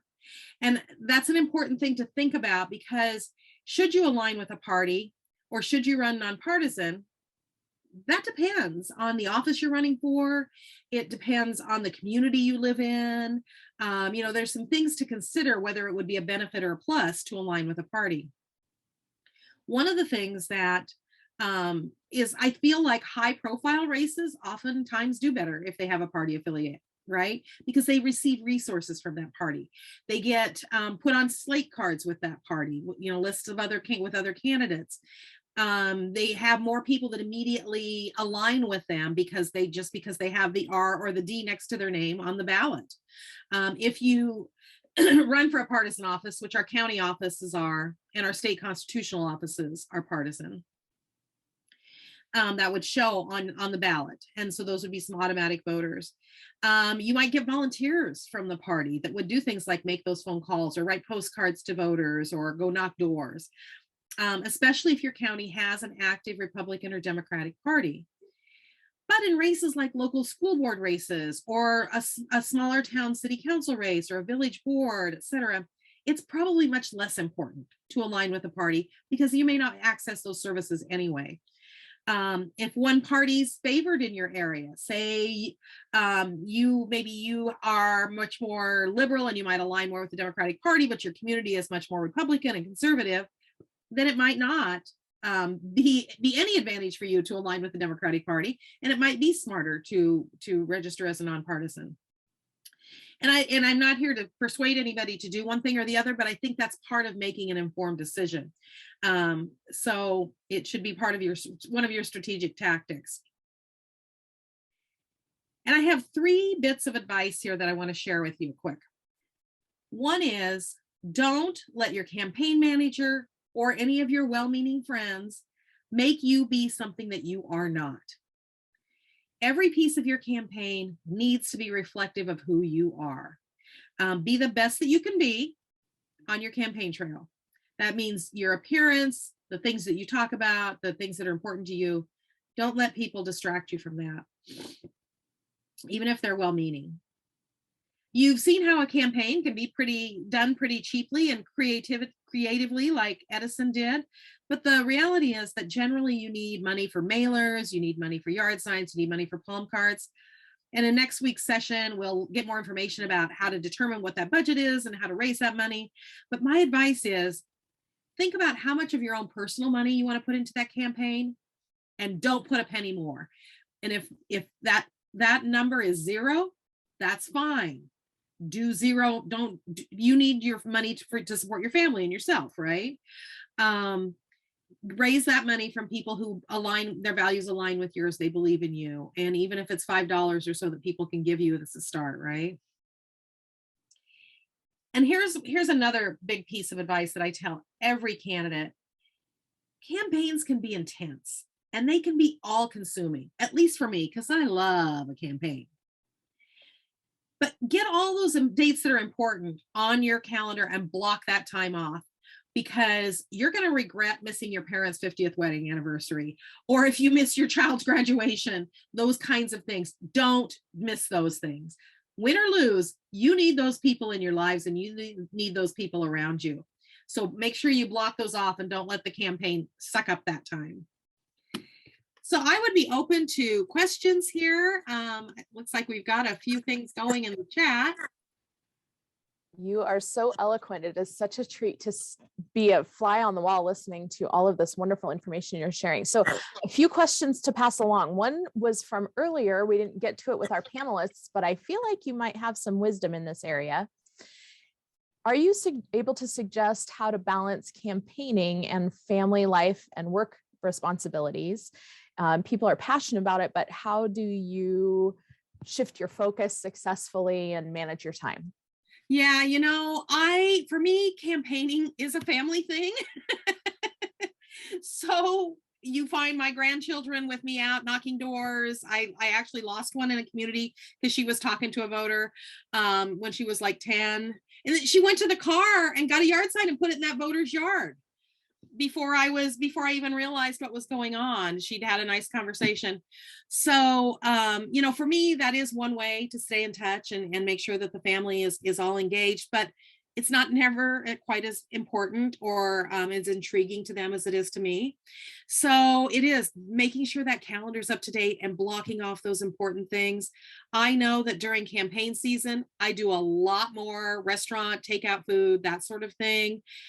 It's not a healthy diet, but it is one step that I can cut down and create more opportunity for, for that family interaction, and try to just during those times really disengage from the campaign and really be present with them. Absolutely. Those are such wise words. Thank you so much. All right. The next question comes to us from Tanya Ward. She says, how do you find volunteers and endorsements? So volunteers can be a challenge, right? And you start like you'll learn when you think about raising money is go to those people that are closest to you. the people that know you the best, because they're the people that believe in you, right? And start there. Depends on the size of your campaign. I ran for Public Service Commission unsuccessfully. And that was a big campaign because it was 8 counties. It was almost the size of a congressional district as far as population. We had to reach a lot of folks, and that campaign got really big. I had people that specifically they phone banked for volunteers to get volunteers in the door. Eventually, I had to raise some money so that we could pay some people because we just needed more bodies. That volunteer management is so important. And so having somebody, whether it's a best friend or whether it's somebody who just wants to volunteer, help manage those volunteers is really important. Somebody says, I'll do anything for you. You need to find out what it is that they'll do, because I've had many people say, oh, I'll do anything for you. And I say, well, I need somebody to go knock doors, this particular neighborhood on Saturday or whatever. Oh, yeah, I don't knock doors. I'll do anything but that. Well, then will you phone bank? Because that direct contact with voters is one of the most successful pieces, right? I get really nervous on the phone. I don't think I can do that. Well, would you write some postcards? Oh, I could do that. There you go. Then that's what we're going to go back to that volunteer for. Putting volunteers in uncomfortable positions, they're probably not going to come back to you. But it is important to keep that connection with them and keep them engaged, because you know what? They're telling all of their friends about this too. And you want that to happen too, right? So that's the volunteer piece. What was the second part of Tanya's question? I'm sorry. Sure. She said the endorsements. How do you find endorsements? Sure. And we just have 2 minutes left. So endorsements it's thinking about those people that have some influence in your community, right?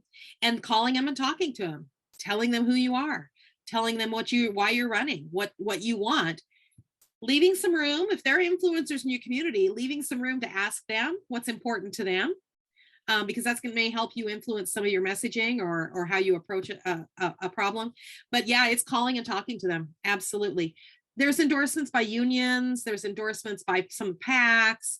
And it's finding out what their process is, making a connection with somebody in leadership there, and they'll tell you how to do that. Some of them will reach out.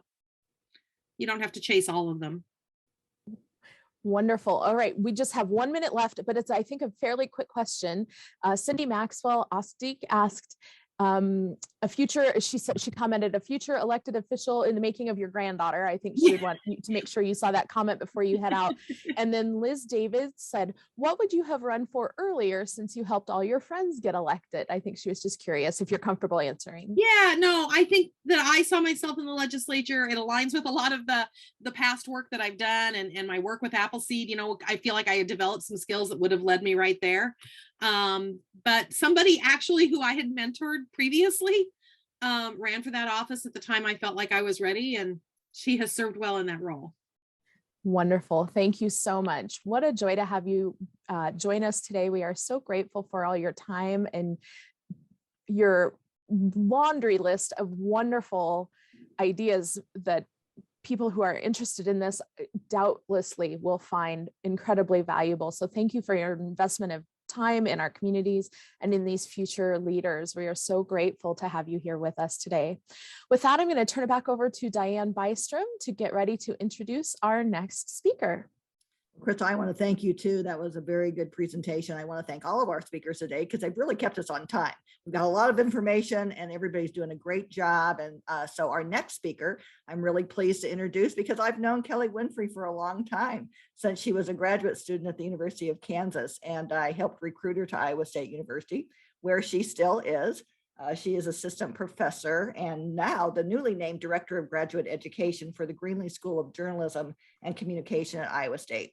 She also teaches for the Leadership Studies program, and she serves as the coordinator for research and outreach with the Carrie Chapman Catt Center for Women in Politics, which I used to direct. She's in charge of many programs in that capacity, but the one that relates, I think, most today is that she runs the Ready to Run Iowa campaign training for women program. So she actually has experience in that. And beyond all that experience, Kelly put her research to practice and recently ran for the school board, the Ames Community School Board in Ames, Iowa, and was successfully elected in November 2021 on a platform that talked about community, inclusion, and diversity and advocacy. So a perfect speaker for today.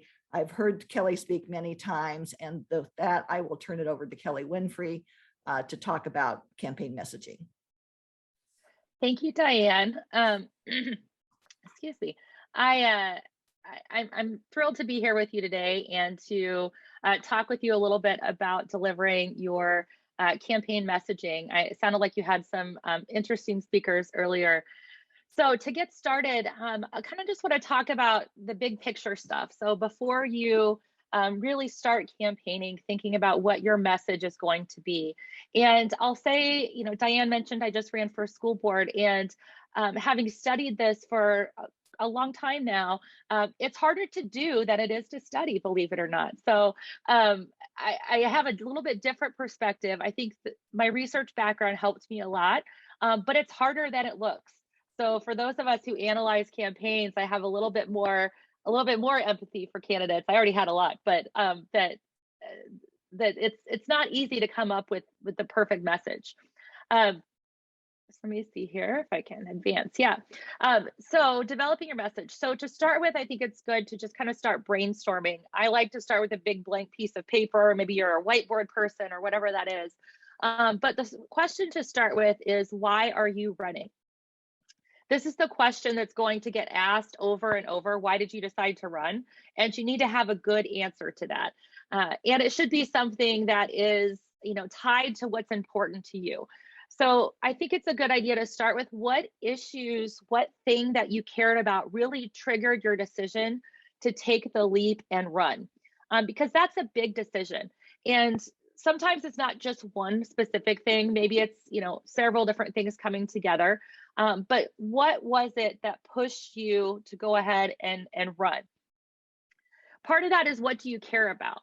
So is there something that you want to change or groups you want to represent when you serve in office, whether that be you know, a specific policy?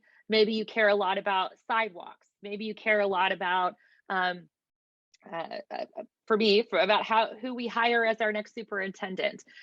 Maybe unemployment is an important issue for you, but think about what issues are important to you and what voters that you're really trying to persuade and to advocate for.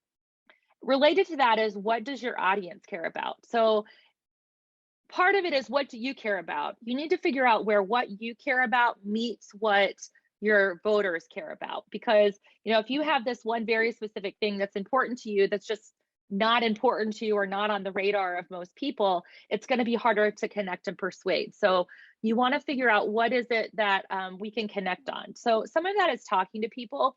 You know, a lot of that happens informally, probably before you even decided to run. You were talking to folks about what was going on in your community, what issues were important. Probably someone was encouraging you to run, maybe around a specific issue or cause or some experience that you have. So those are important things to consider as well.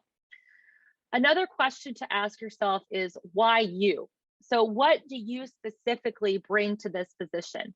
Think about what leadership traits you have, what values you bring, what experiences you have, because those are the things that make the connection between, this is what I care about, and I'm the person that can address it for you. And it helps you stand out from other candidates if you can think about why you. Whether you're running on a, you know, two-person race where you've just got to be different than the other one, or if you're running in a race where maybe there's multiple seats like a school board, you still need to be at the top of the pack for how many other candidates are running. So think about what makes you stand out. The answers to those questions, why you're running, what you care about, what your audience cares about, and why you, really become the foundation for your messaging. So for me, I really did start with this, and I was giving this advice before I ran, but I really did go back to the notes that I told other people and did this brainstorming as a candidate. And I started just writing out, what were my reasons? What did I care about? And I had way too much that I could put on a palm card or say at someone's door, but it's where you start. So then you can start developing your message after you have all of these ideas out there, and develop themes that carry across your campaign. I think it's a good idea to have a few people, a team of sorts, whether that's 1 or 2 people or 5 people that are close to you, and can provide some different perspectives. So what I did was I had that kind of big brainstorm, and then I basically wrote a page and I sent it to 5 friends who said they would help, and said, okay, now how do we narrow this down into something that, you know, we can fit on a yard sign, that I can say in 2 minutes at someone's door. And that can help you figure out what words best represent who you are and why you're running. So that could be a slogan, right? Keeping it short is always good. Something that's memorable for you, right? You want to remember what your key message is. So whether that for me was advocacy, equity, and community were the 3 themes that I campaigned on. And those kind of became the touch points for me around almost any issue, as I can tie back to, you know, our community, to me being an advocate, to equity issues. Maybe you can come up with a clever slogan. I don't think this slogan was particularly clever, but we had another candidate running in our race that had the same initials as me. And so we became concerned very early after she announced that they might confuse us. So we had a Ames wins with Winfrey, just another way to help people remember your name. You'll have long and short forms of communication. So I mentioned yard signs. I stuck one of my yard signs back there, and I'll talk about putting up your setting your set if you're in a Zoom setting as well. But things that can fit on a yard sign, on I have my little palm cards, things like that. And then you'll also give speeches. You'll talk in forums.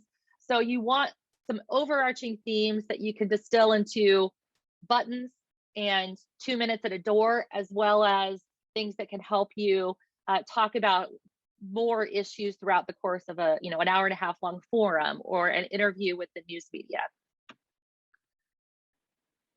So thinking about some of the different messaging outlets, one of the most common, depending, if you're running for a local level race or a state legislative race, probably a lot of meet and greet events where you are giving some short version of your stump speech. And I'm going to talk about what a stump speech here is in a second, but it's basically just a real short, your pitch, right? You'll also be knocking on doors. These should be, you want to be short and to the point. You don't have a whole lot of time to make them want to talk to you and to keep their attention when they open the door. So think that elevator pitch, that 30 seconds, minute and a half pitch. You'll have social media, and we'll talk a little bit more about what that might look like, but it can serve a lot of different purposes, but we'll center around those same messaging themes as well. You'll probably have forums or debates. And in these cases, these are usually a longer format where multiple topics are covered. There might be multiple candidates present. And then swag, yard signs, buttons, stickers, all that stuff. So as you're thinking about those big themes, kind of thinking about how you articulate your main, your main ideas, the main reasons you're running, into ways that will translate across those different formats. So we'll start with the stump speech, because I think this is a good place to, a good thing to kind of make one of your beginning pieces of communication, because it will help you map out shorter and longer versions of basically pitching yourself to your voters. So a stump speech is a prepared speech that's repeated endlessly. And I do mean endlessly. You will repeat this speech or some version over it many times. It's called a stump speech because it comes back from an era where candidates would travel around and literally stand on a sawed-off, tree stump, use that as their platform or a soapbox, and give a speech wherever they were. For your stump speech, most elements are going to be the same across different appearances. So different meet and greet events, you're going to have basically the same stump speech. You might alter some elements to tailor to your specific audience. So you might have different examples based on who it is you're talking to, for example. The stump speech should introduce you as the candidate. So one of the most important things is that they know who you are, what office you're running for.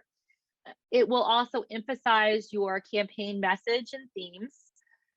It will identify an issue or issues that you're campaigning on that you want to address, and it will establish you as the person to address those issues. So I have an outline here. Well, sorry, a few more questions to play at, and then we'll get to an outline. I like brainstorming before I make an outline, as you can tell. So questions to ask yourself: what is your core message? What values do you want to communicate? So this goes back to that earlier slide as you were doing that brainstorming and coming up with your overarching themes.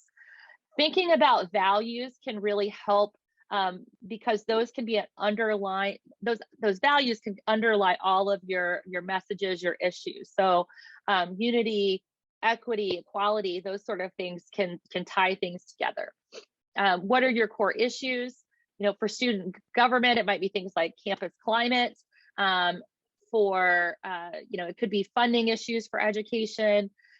What relevant biographical information will you include?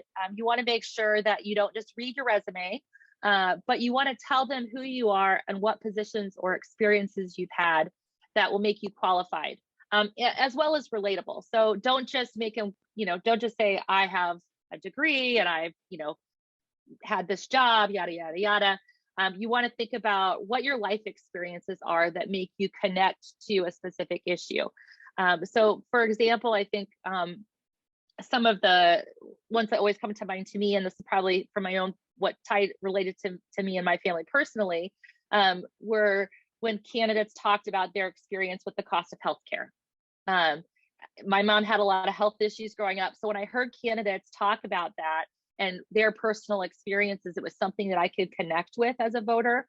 And I think that if you can talk about you know, your own experiences with an issue, if your own experiences with, you know, getting quality education for your student, for, you know, finding a job or, you know, accessing education, whatever those issues might be, but those personal stories can also go a long way to show why you understand an issue. So not just that you have some sort of job training or education or expertise, but also that you have life experience that connects you to something.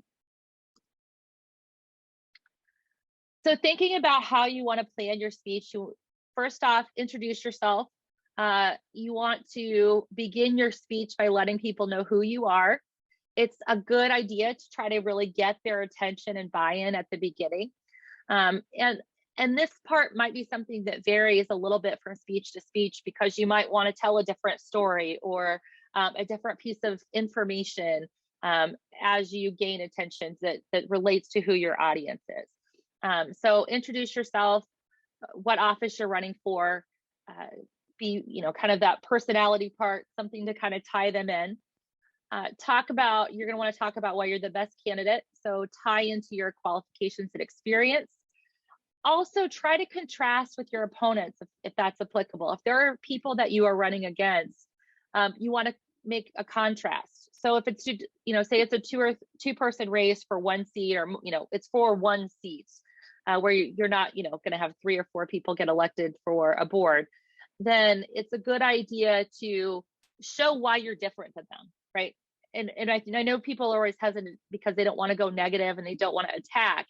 And I'm not saying you necessarily have to say bad things about someone else, but you do need to say why you're better than your opponent, because that's an important part of winning an election, right? Is to say, I'm the better person for the job. So thinking about how you're different and how you're better equipped to serve in that position.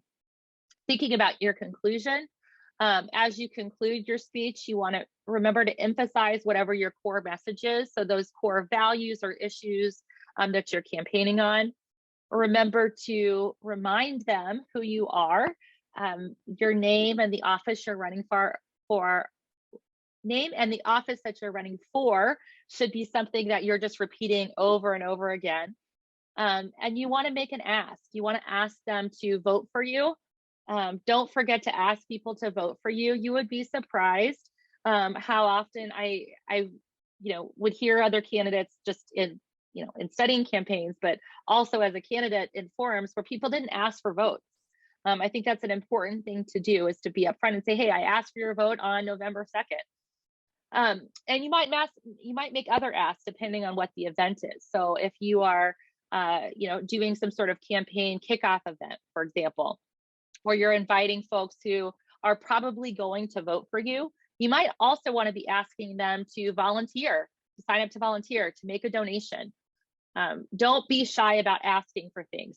People expect candidates to ask for things. And I think particularly women sometimes feel uncomfortable asking for, asking for donations or things like that. So know that that's expected, and you would be surprised at how quick people are to make a donation or offer help when you ask. And then think about maybe some sort of memorable phrase or idea that could be repeated to link the speech. So as you conclude, if there is some story that you can circle back to, some value you can circle back to, that kind of, as I used to tell speech students, tie the speech in a nice bow. So you start with something that kind of is a through thread throughout your speech, and then you kind of tie it up. And I saw a chat. If you have something in your background, let's see. Yeah, so if you have anything in your background, you want to think about what information you want to share and you want people to remember. So if it's a bankruptcy or a DUI or a failed business, you want to be strategic about what examples you choose. So for example, if you have a failed business, that failed business relates to issues you're running on, maybe support for small businesses, then I think that's a good example to give. And the other thing, it depends. I probably wouldn't talk about a DUI unless that was really related to something I was running on. How much? So I have another question. How much of my campaign was focused on my qualifications versus negative attacks? I would say I think I focused 95% on me, but I also made distinctions, right? These are things that are important to me. These are things that are important to voters, and the same things some of these candidates have said don't matter, right? So making that distinction, talking about what you offer, but also kind of saying, this is something that they don't offer. I think it's important. So let's go here to a basic outline of what your stump speech could look like. So start off in that introduction with some way of grabbing attention. I found that it really depends on the format. If it's an informal format, like something at a park or something like that, I did a lot of things in parks, especially given COVID.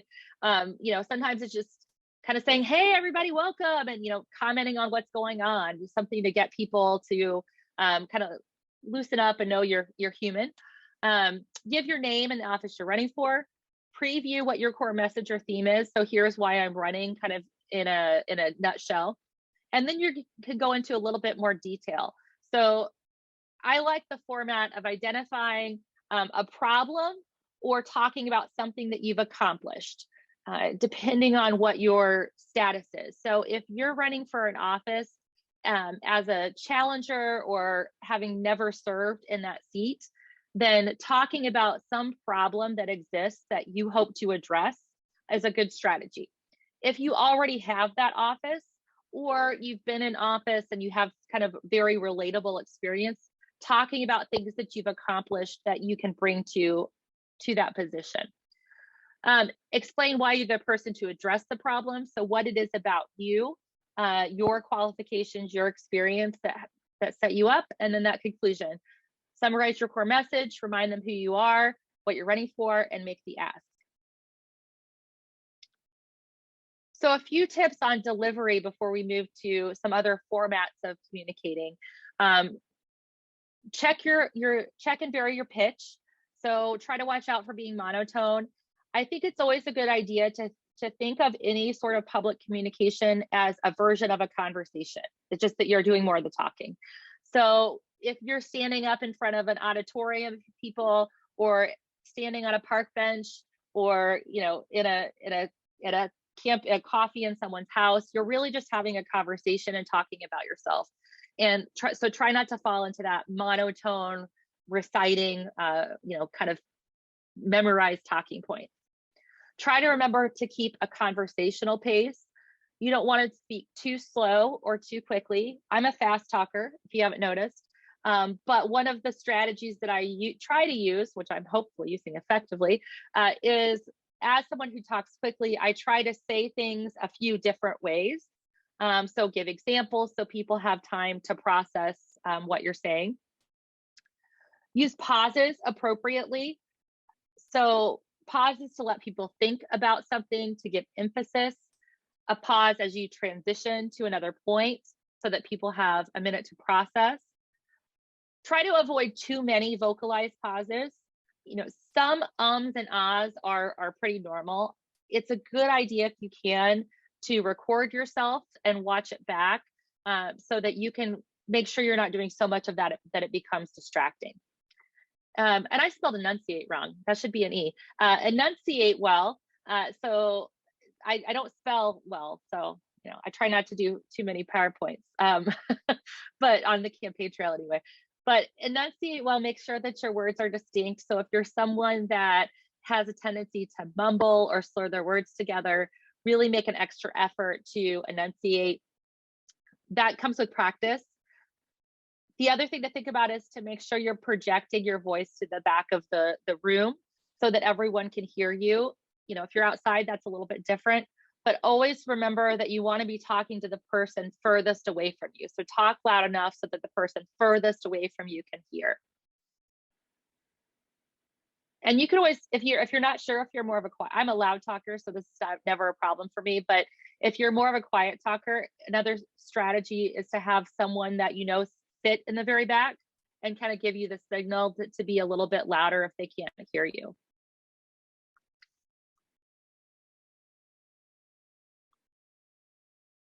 A few other tips. So, you know, Zoom is different. I'm going to talk about Zoom in a second, but eye contact is another important thing. And a lot of these sort of campaign events, you know, you're not on a presidential debate stage or making meaningful connections with individuals. So try to make sure that you make meaningful eye contact with every person.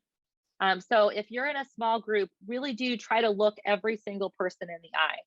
You don't have to do it where you go, this person, this person, this person. But as you're talking, look around. I kind of jump around from side to side and make eye contact with them. Use the quadrant system if you have a large group. So if you have a large group of people in front of you, think of them as a grid, as having 4 quadrants. And then you can kind of look in quadrant 1, at quadrant 2, at quadrant 3, quadrant 4, to keep yourself looking at different people and not focusing on one section of the room, because that's also can be easy, especially if you have people you know or people who are really friendly in one area. It can be very easy and tempting to just talk to them, but you want to make connections with people you haven't won over already. So making that eye contact goes a long ways. Some things to avoid, and I'll say this works better in person to show you why these don't work, because I don't have physical people to demonstrate this with. It'll be a little different, but I think you'll get it. So one is the bobbing. If you're speaking, you really want to try to avoid doing a lot of head bobs where you're looking down at notes. So it's fine if you have notes to look at, but you want to look at your notes and talk to people. What some people do, especially if you're a little nervous, is to kind of look at notes, know that you have to look up, pop your head up, and then bob back down. So you're just kind of constantly going like this. And that can be distracting for folks. Another one, I liked these. They came out of a textbook when I taught public speaking. It's called stargazing. And this is the looking slightly over people's heads. So someone may have told you at some point that you don't have to look at people in the eye, just look over the top of their heads. But I can tell you, especially in small groups, people can tell you're looking at the top of their head, and that feels weird to the audience. So try to avoid that, or try to avoid looking way up high where it looks like you're looking at the ceiling or the stars. The other one is stalking. And this is where you focus in on one person so much that it becomes uncomfortable for that person. And maybe you've been an audience member in this situation before where the speaker just keeps looking at you and you feel like you can't move your hair, you can't scratch your nose, you can't look away. That's uncomfortable for the audience. So make sure that you're not just looking at 1 or 2 people. The other version of that is the focusing on one section of the room where you just kind of keep looking at them, because that also can make them feel weird and neglect the rest of the room. These are good things to practice. And I say, in a classroom setting, I have students do an activity where they get up and they tell a story. So I give a prompt like, your best birthday party as a kid. And all of the students raise their hands. And when they feel the speaker make eye contact with them, they put their hand down. And that's a good way. And if you just have like 5 friends to practice with, that can give you that feeling of, okay, this is what it means to make eye contact, and for them to feel that I have made eye contact with them. So again, practicing. You don't need a whole room of people to practice. Just a few can, in your living room can help you get used to that feeling. Some thoughts about gestures and movements. Smile when appropriate. That's not all the time, right? If you're talking about something that is sad, that is really important, then a big smile is going to seem strange, right? If I'm talking about people losing their jobs or things like that, smiling while I talk about that is strange. But when you meet people, when you're introducing yourselves, trying to be warm and approachable. But a more serious facial expression if that's what fits the topic that you're talking about. In an in-person setting, I think it's best to stand when possible, or when that's the expectation or the norm. It gives you a little bit more kind of posture and confidence. Most of us tend to slouch a little bit when we sit and get a little bit more relaxed. We can also breathe and project better. If you ever were a singer or some sort of public speaker, you know that you get more air into your diaphragm if you have good posture, especially if you're standing up. Use your hand gestures for emphasis. It's more engaging, more conversational if you are using your hands. Make sure you're doing that in a natural way. And that's another thing to practice, and to, if you can, record yourself and watch it back so that you can see how you're using your hands. If you have any weird gestures, you do repeatedly, things like that. And then if you're moving around, make sure they're purposeful. One of the things that I was taught was, I think it was called the power triangle. And that is thinking about, if you're standing up on a stage, a triangle where you walk in a triangle to transition between main ideas. You don't have to be that planned. What you want to avoid is pacing. But if you're transitioning between points or ideas or stories, then moving a little bit so you're engaging with audience is good. That's not always possible. Sometimes, you'll be behind a podium or you'll be sitting for a forum, and those things aren't as easy. These days, we have a lot more virtual options as well. So I want to give you a few tips for that as well. And I'll say that, I think one of the things that was nice about having these options and people being used to them as a candidate was I was able to have very short online meet and greet events where people didn't have to find childcare, or could do it at 9 o'clock at night or something like that, where it fit with their schedule. So having Zoom or Google Meets or something to interact with people is a really great way. But you might also have forums in this format. You might do media interviews in a Zoom format. So dress professionally. I kind of say whatever the uniform is for that part. It doesn't mean you need to be in a formal, business suit for every Zoom interview. If it's, a sweater, probably not athletic wear, right? Probably not a t-shirt. So it might be, right? If I'm campaigning for school board, maybe, I just got done with going to a basketball game and I'm wearing an Ames High t-shirt. But think about what you're wearing. Just because you're at home doesn't mean that you should be totally relaxed. It should still look professional. Consider your set. So think about your space that the camera can see as your stage, as your set, and make sure that you are portraying yourself the way you want to, and that you're not distracting your audience. So I gave the example. I don't usually just keep that sign up there, but if you're running, reminding people what your name is, what your logo is, what your colors are when they see your signs, that can help. Keeping the space clean, neat, but not just like a sterile environment or a white wall. I put up these wicker partitions because behind me is actually just our basement and a bunch of kids' toys. So I didn't want that in my background. That was actually when the pandemic started for teaching purposes, I got those, but the same thing applies to try to just make it neat, but realize that this is also home. Make sure that you have a good microphone so that people can hear you well. Try to look at the camera, and it's a little weird because of doing these sort of online things, but wherever your camera is, be aware of that. And I try to position things so that whatever I want to be looking at on my screen is near my camera. So if I am, maybe I'm putting my speaking notes kind of up high near where my camera is so that I'm looking, it doesn't look like I'm constantly looking away. If you want to be looking at people's faces, and this is what I usually do for class, I try to line them up right at the top so that I can look at their faces, and I'm also looking close to the camera. And roll with what happens. Diane and I were talking earlier, the cat, I can't believe my cat hasn't appeared because he always appears for Zooms. My son must be eating something. That's probably what it is. He's otherwise engaged with my child's food. But we all live in the real world. We've all been doing this kind of at-home thing for a while. So we know that curveballs happen. Sometimes kids start screaming, cats jump up, dogs bark, there's a derecho, the lights go off, something happens. So just roll with it. You don't have to stress out about it. People know this stuff happens. So I'll talk for just a couple minutes too about a few other formats. So forums and debates. These kind of the same thing, but a little bit different. A debate usually is, a debate usually has 2 or 3 people. A forum may have more than that, depending on how many people are running. So we had 7 candidates running for 3 seats for the Ames School Board. So we had a table lined up at, I think we had like 5 or 6 forums. But the idea is that you're going to have multiple candidates there talking. So think about the same tips that I gave you for your stump speech,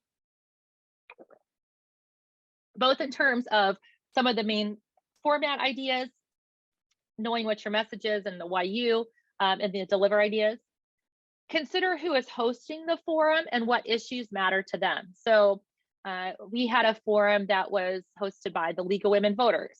We had a forum that was hosted by, co-hosted by several groups that were tied to issues related to diversity and equity. There was a forum hosted by the Iowa State Student Government. So think about who the hosting organization or individuals are, what issues are going to matter most to them, and that can help you prepare what types of questions you might get. When you're asked, when you're invited, always ask questions. So if the person inviting you doesn't tell you about what the format is, so how long will you have to talk? Will the questions be from a moderator? Will they come just from the audience? Will there be a mix of both? How much time do you have to give an answer? That's a good one because you can do a little bit of practice beforehand, so you have a good sense of how much time, how long I talk is 2 minutes. For example, ask about who the audience is going to be, especially today. Is it online? Is it in person? Is it both? Ask questions about the location. It could be, we had a lot of events at the Ames Public Library, but asking about what the room setup is, that sort of stuff, so that you can get a good kind of mental image of what the setup is. So that can help you as you prepare, what your questions might look like as you think about what the whole process will be. Prepare opening and closing remarks. Depending on the format, they might tell you that you have, say, 2 or 3 minutes for an opening statement or a closing statement or both. So you'll prepare that in advance. The other thing is, even if you don't have an opening statement time, I suggest giving yourself, if you have a 2-minute response, 15, 20 seconds to go ahead and make that opening statement, basically. So to introduce yourself, who you are, what your name is, they've got to know your name if they're going to vote for you. It's always good to thank the people who have invited you and they're hosting it and then have shown up. So a quick, here's who I am, this is what's important to me, thanks for being here, that sort of thing, before you dive into the question is, I think, a good idea. Kind of same deal with the closing remarks. If there's not formal closing remarks, but it's the last question, make sure that you're making that ask, that you're asking for people to vote for you, reminding them of your name and when the election is. as you think about what issues might come up, do your homework. Know about what things that they're going to be asking about as much as you can. And, I'll say for local elections, you can probably predict what the big issues are for most people. You're not going to see everything coming, but think through it. So one of the conversations, one of the issues that we talked about was discipline and behavior issues in our high school. That was something that was talked about a lot. So I knew that probably because there were things going on, that was going to get asked about. So I could just kind of, brainstorm what are my main talking points here. Make sure that you do answer questions directly while also staying on message. So when you're asked a question, it drives me nuts as a voter and as another candidate when people just don't answer the question. Answer the question. Voters notice that, and it's frustrating. Having said that, answer the question, but make sure that you're talking about what your core message is.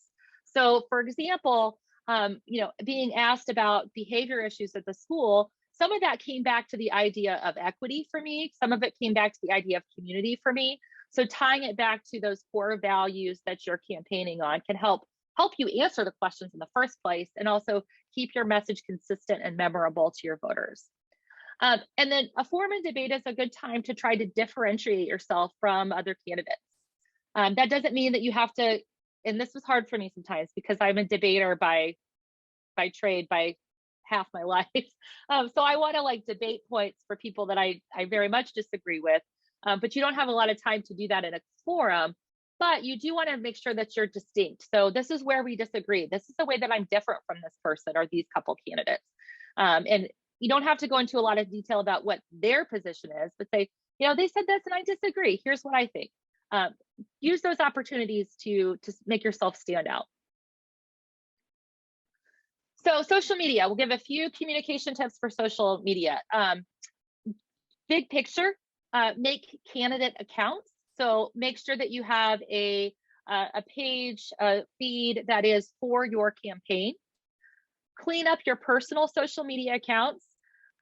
I recommend, and this does take time if you've been on social media, to go through every post you've ever made and make sure that you didn't say anything that didn't age well, that could be taken out of context, that that just doesn't look good, that you don't want on the front page of the paper. Hopefully you don't have anything too scandalous. I didn't. But if you go back in time, I had Facebook since 2005. There was a lot of stuff there, and the way that we've used it in that time changed.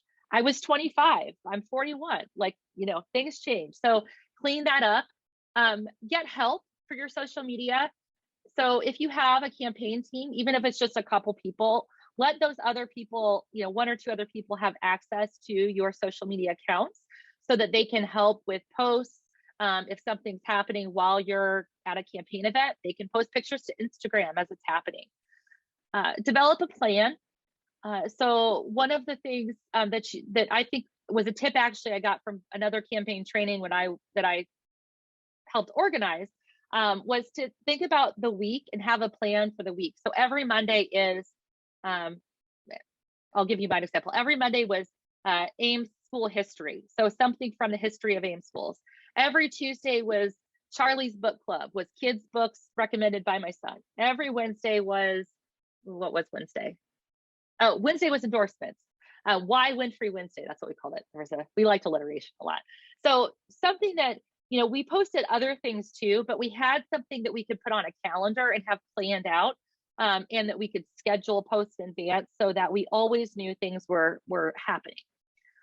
Be strategic. So your post should be related to your campaign. So what is the image that you're trying to portray? What is the your core values? That should be included. It shouldn't just be random stuff all the time. And only do as much as you can manage well. So you don't have to have a Facebook, a Twitter, an Instagram, a TikTok, a Snapchat, because it's hard to do all of those things unless you have a whole team of people doing it for you. So I'll go real quickly. I'm getting low on time, and I want to give a few more tips on social media. Facebook, create a official page, public official page. I recommend if you're going to just do one, to do Facebook. If you're going to do two, to do Facebook and Instagram. Twitter is kind of the third choice. It tends to be more very politically engaged, more media folks.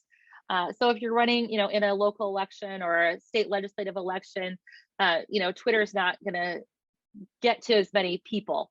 Since I am running low on time, I'm going to go through these kind of fast. Make sure you're tagging people, that you're mentioning people, because that helps grow your followers and people that see your feed. Post regularly. Respond to comments and questions and messages as much as you can. Now, obviously, if people are just trolling you, you can kind of start to ignore them. But if people are asking legitimate questions, try to engage. Photos and videos are more engaging, so include those when you can. Facebook's good for putting up events so people can know what's going on and can RSVP. And then you can also use tools for paid advertising on Facebook. For Instagram, the demographics of Instagram skew younger and more female. Something to think about as what content you're posting and what voters you're reaching. Make sure that you're using high quality image. Make sure that your visuals are strategic. So it is image based, but what is the image that you're portraying? What things are you trying to put out there? And Instagram's a really great way to show activity of your campaign. So your volunteers out knocking on doors, campaign events, it's kind of the daily life of the campaign. Maybe it's just that you and your team sitting there brainstorming, but the behind the scenes. Use hashtags on Instagram and use the features. One of the things about at least the current Instagram algorithms will prioritize content that utilizes more of the features, particularly new features. So tapping into those can kind of make sure that you're appearing in feeds more often. I also learned, I wasn't a big Instagram user. People use those stories, watch stories more than they scroll through their feed, apparently. I guess I do it wrong, but so making sure you're using the features that people follow. I'm going to skip over Twitter for the sake of time because I want to talk real quick about news media. And I'm not going to go into I'm going to skip the last two slides, but if you all want to share those with folks, you can. There's some other tips, but try to get earned media, because earned media is free. That's the media that, when news media cover you and what you're doing, that's great. It's free. And also that comes with an air of credibility, because if I'm putting stuff out there, of course I'm saying great things about myself. But if the local paper is saying things about me that are positive, that's a third party, and that adds some credibility to your campaign. Use press releases to try to gain coverage. So you can, if you're having an event, when you announce your candidacy, put out a press release and send that to folks who are likely to cover you. You can use letters to the editor and opinion pieces to get your name and message out. I didn't do a lot of this, but one of the other candidates did. I kind of wish I would have, because I thought it was a good idea. And I knew this idea, I just didn't have the bandwidth to do this one too. But having a team of people that are going to plan to write letters to the editor, to your local paper, that are going to be endorsing you and talking about different issues, that can really help reach at least a specific demographic of voters. And then you can also write opinion pieces yourself, especially before you've announced, start getting people to know your name. These are really good for very local papers. Media interviews. So when journalists contact you, ask questions about kind of the interview. If they're going to do something just right there on the phone and you're not ready, say, hey, can you call me back in an hour? And make sure that you're in a spot where you can sit and do the interview. If it's a TV interview, ask questions about what the format, the length, all that stuff is going to be, so that you're prepared. I think before you do an interview with someone for the first time, it's good to do a little bit of research about who they are. So I like to look up other interviews they've done, if it's a TV, program, if it's a radio program, articles they've written. So I kind of know, are they a person who's going to ask softball questions? Are they going to ask a lot of tough questions? Are there specific issues they've really focused on with other candidates? Before you sit down, kind of brainstorm again what your talking points are, especially if it's a journalist or an outlet that has a specific focus. They're going to ask about specific types of issues. And then if you're going to do an interview, if you're going to be on TV, you're going to be on the radio, let people know on social media to watch you, to listen to you. If an article is printed that gives you good coverage, then make sure you're sharing that on your social media as well. So I'm going to go ahead and stop there. And if Diane and others want to share with you some of the other tips. I've just got some tips specific to print or live media interviews. But overarching themes, these are kind of a summary of what we talked about. I want to make sure I have plenty of time for questions as we jump in here too. So let's see, we have. Okay, Kelly, I'll interrupt here. I'm turning it over to Angie to ask questions, but I want to tell you, we will end on time at 11:30. The good news is I'm ending the program and I only need about a minute, Angie, maybe a minute and a half. So you can go right to 11:28-ish for questions, okay? Okay. Over to Angie. I know we have some great questions. Kelly, great job as usual. Everybody was complimenting you in the chat, and I'll turn it over to Angie.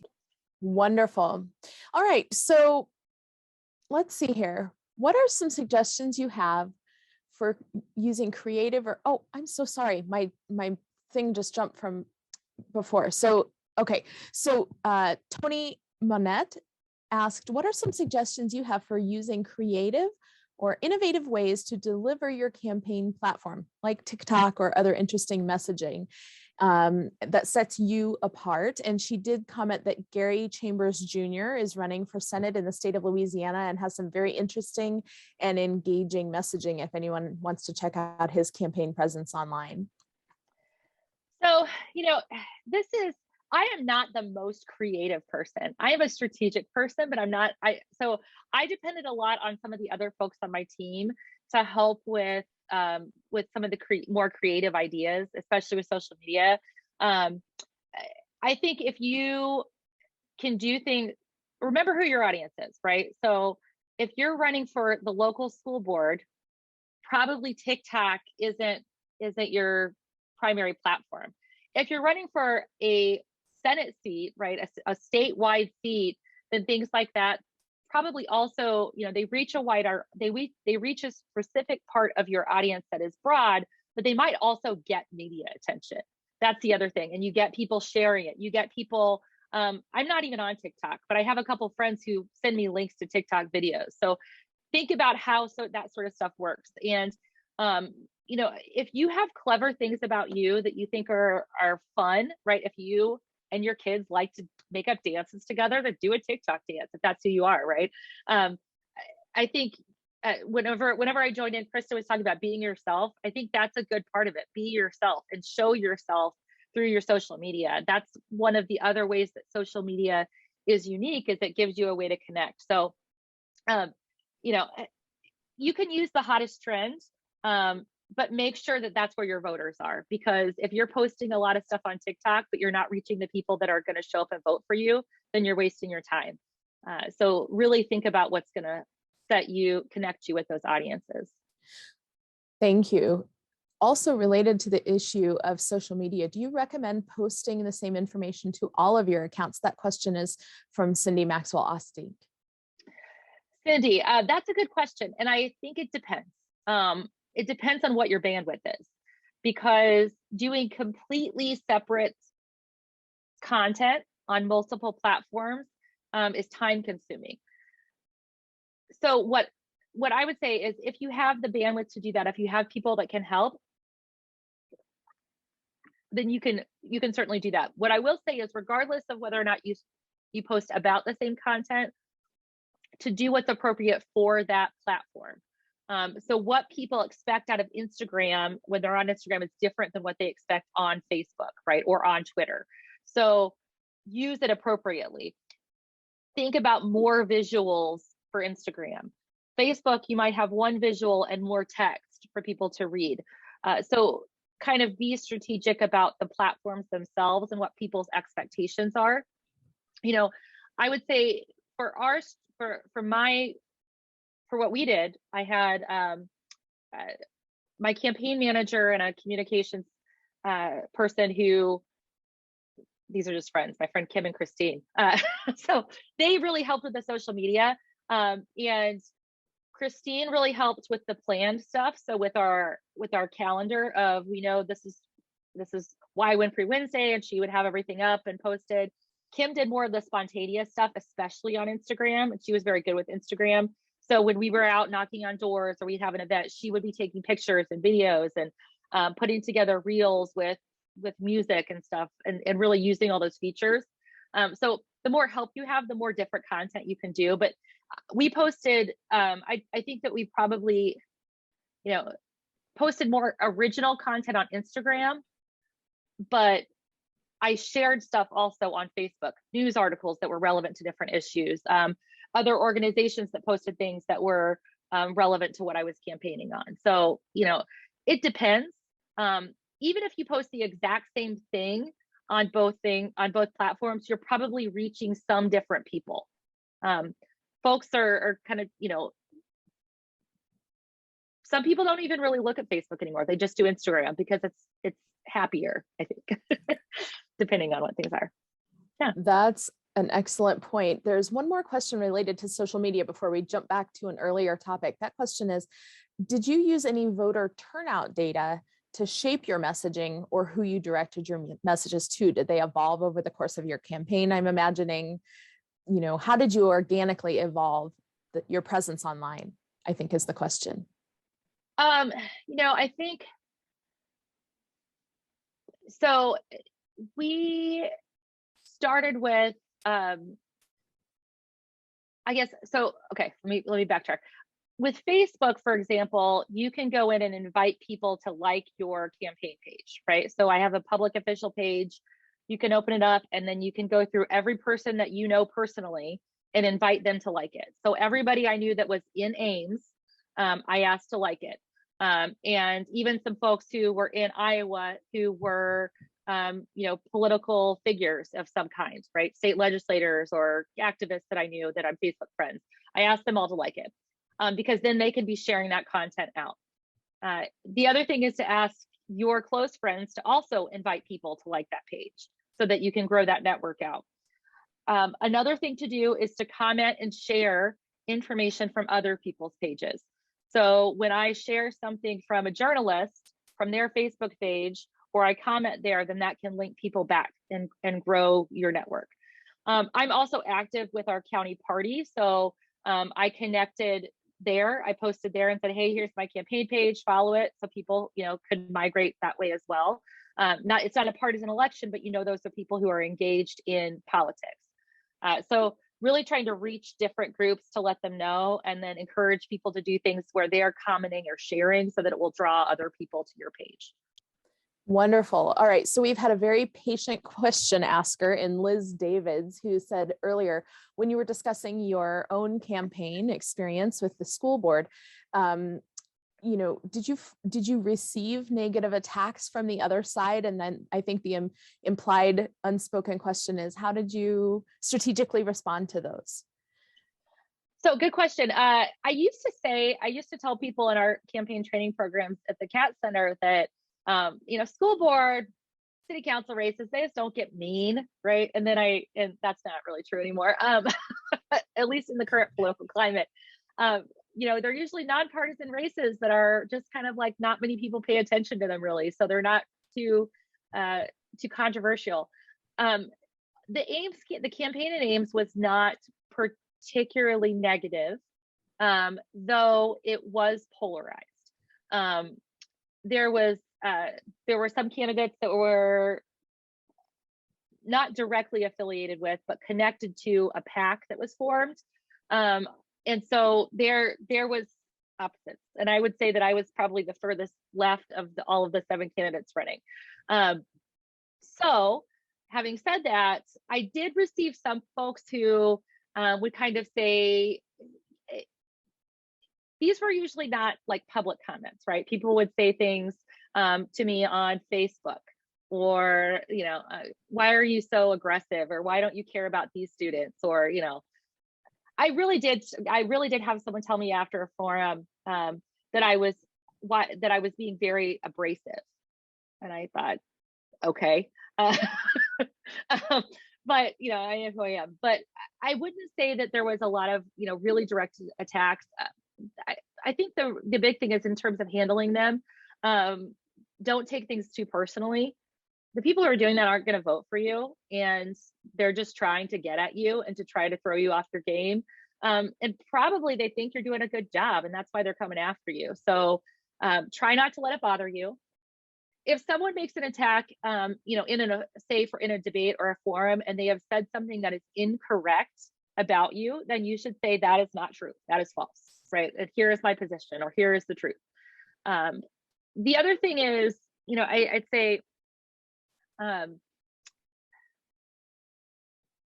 you kind of, you know, I did my fair. I made some attacks in forums. And that's why I was abrasive, right? I called some people out who were trying to talk around some issues that I thought they were being a little deceitful. So I called some people out. So I probably got a little bit more pushback because of my personality and my tactics. But I think, you know, if things are personal, then let it roll off of you as best you can, and take the high ground and don't worry about it. If it's about issues, then make sure people understand what your positions are. I'll say also, be careful. My Facebook got hacked multiple times during a school board campaign. So I had, it was frustrating. So stuff like that happens, but at the end of the day, you just kind of got to roll with it. And I told people when I got back to it, I was like, sorry, my Facebook got hacked and I couldn't get into it for 2 days. So just, you got to roll with it and know that stuff happens, and just do the best you can. So the final question so far, with just 3 minutes remaining, did you make your personal pages private? I'm guessing they're referring specifically to Facebook pages, your personal. We know you cleaned it up. Was there anything, did you end up making it personal then as a matter of recourse? As practice, my Facebook and Instagram are already private. As a professor, I don't really want my students, I just like to have some level of privacy. The thing I'll say is that nothing's ever really private on the internet, because someone that might be friends with you can always take a screenshot. So don't ever assume it's private, but because I didn't want people friending me, I did make those things private. My Twitter's always been public, but I didn't really use my Twitter for campaigning anyway, but it's just always been public. Wonderful. It's 11:28. Yay. There's one last comment from Janet Chung, who said, thank you for serving on the school board. It's a difficult time in Nebraska, probably in Iowa as well, with some people saying they'll recall school board members. Thank you for being not only a brave educator, but a brave citizen member is what I'm trying to, I'm just so touched and humbled to be here in your presence today. So with that said, thank you, Kelly. Thank you. We're also grateful for your information. I'm going to bring Diane up on deck here and get us ready to wrap up for the day. Yeah, thank you, Kelly. It was amazing, as I knew it would be. And thanks for all of our speakers. I think Chris is still on, and I think we put together a really good program today. I want to thank our team, Rebecca Gonzalez, Lily is on, certainly Angie Taylor, our producer. I think, again, I'm really happy. This is the first time the League of Women Voters has tried this, and I think it's been really successful. What I want to remind you about is that we have our second session next week, another Saturday. The time's a little bit different. We have a 2-hour block from 10 a.m. till noon. We'll have the same kind of behind the scenes team here with Rebecca, Angie, Lilia, who's on our team, is also on. You're welcome. And we hope, not only welcome, but we hope that you'll all join us next week. I will be doing some follow-up with you, like I put in the chat box, is that I've written down everybody's names who's been on, and I'll get your email addresses from our office manager, Candid, on Monday, and I'll send you Kelly's slides. And I know Krista has shared her email address, Luis did, so I'll do some follow-up with you. As far as registering for next week, we'll have a different registration link. I will start putting that up on Facebook and Twitter. So, we do have Instagram, so I'll do that as well. But if you don't follow us on those platforms, please do. We have a Facebook page, League of Women Voters of Nebraska. Also, we have a Twitter account, and we do have an Instagram as well. So I want to briefly tell you about what's going to happen next week. 2 other really big things. Focus on really 2 things. One is the elements of a winning campaign, and I'll talk a little bit more about that. And the other thing is money. You heard a little bit about that today. So and we have a group of speakers that we are getting finalized, and I'll get that information for Rebecca and start pushing that out. But for getting out the vote, and again, Rebecca and Krista both have a expertise in this area, but what we'll be talking about is phone banking. You heard that mentioned today, knocking on doors, direct voter contact, identifying and targeting voters. Tony asked a little bit about that, and events. And so we'll be talking about all those things next week with a panel of experts in this. Then we also have a panel of experts on money. And so what we'll be talking about, how do you raise money? How do you spend money? How do you report money? There's rules about that. Fundraising strategies. So for example, there's letters, there's online appeals. You're probably getting a lot of text messages. I am getting a lot of text messages asking for money all over the country by races I don't even know, as well as Nebraska, but also some of those events. And I think Kelly touched on that, or some of the speakers, and maybe Krista, is that I think Kelly both and Krista did, that when you're running for a local office, even if it's certainly local community, all state legislature, you'll be doing a lot of either online or in-person events to raise money. So we'll talk about that. And finally, there are rules, and we will be talking about Nebraska Accountability and Disclosure Commission, about what their requirements are on taking taking donations. And I see that I'm 2 minutes past, so I'm sorry for that. But again, thank you all for participating. There will be follow-up from us.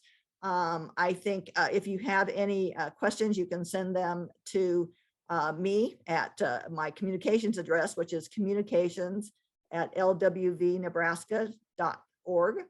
Again, I'll be communicating with you on Monday, and it'll come from my personal address or that one, but just be on the lookout for that. But again, thank you for participating. It's been great. Thank you to everybody.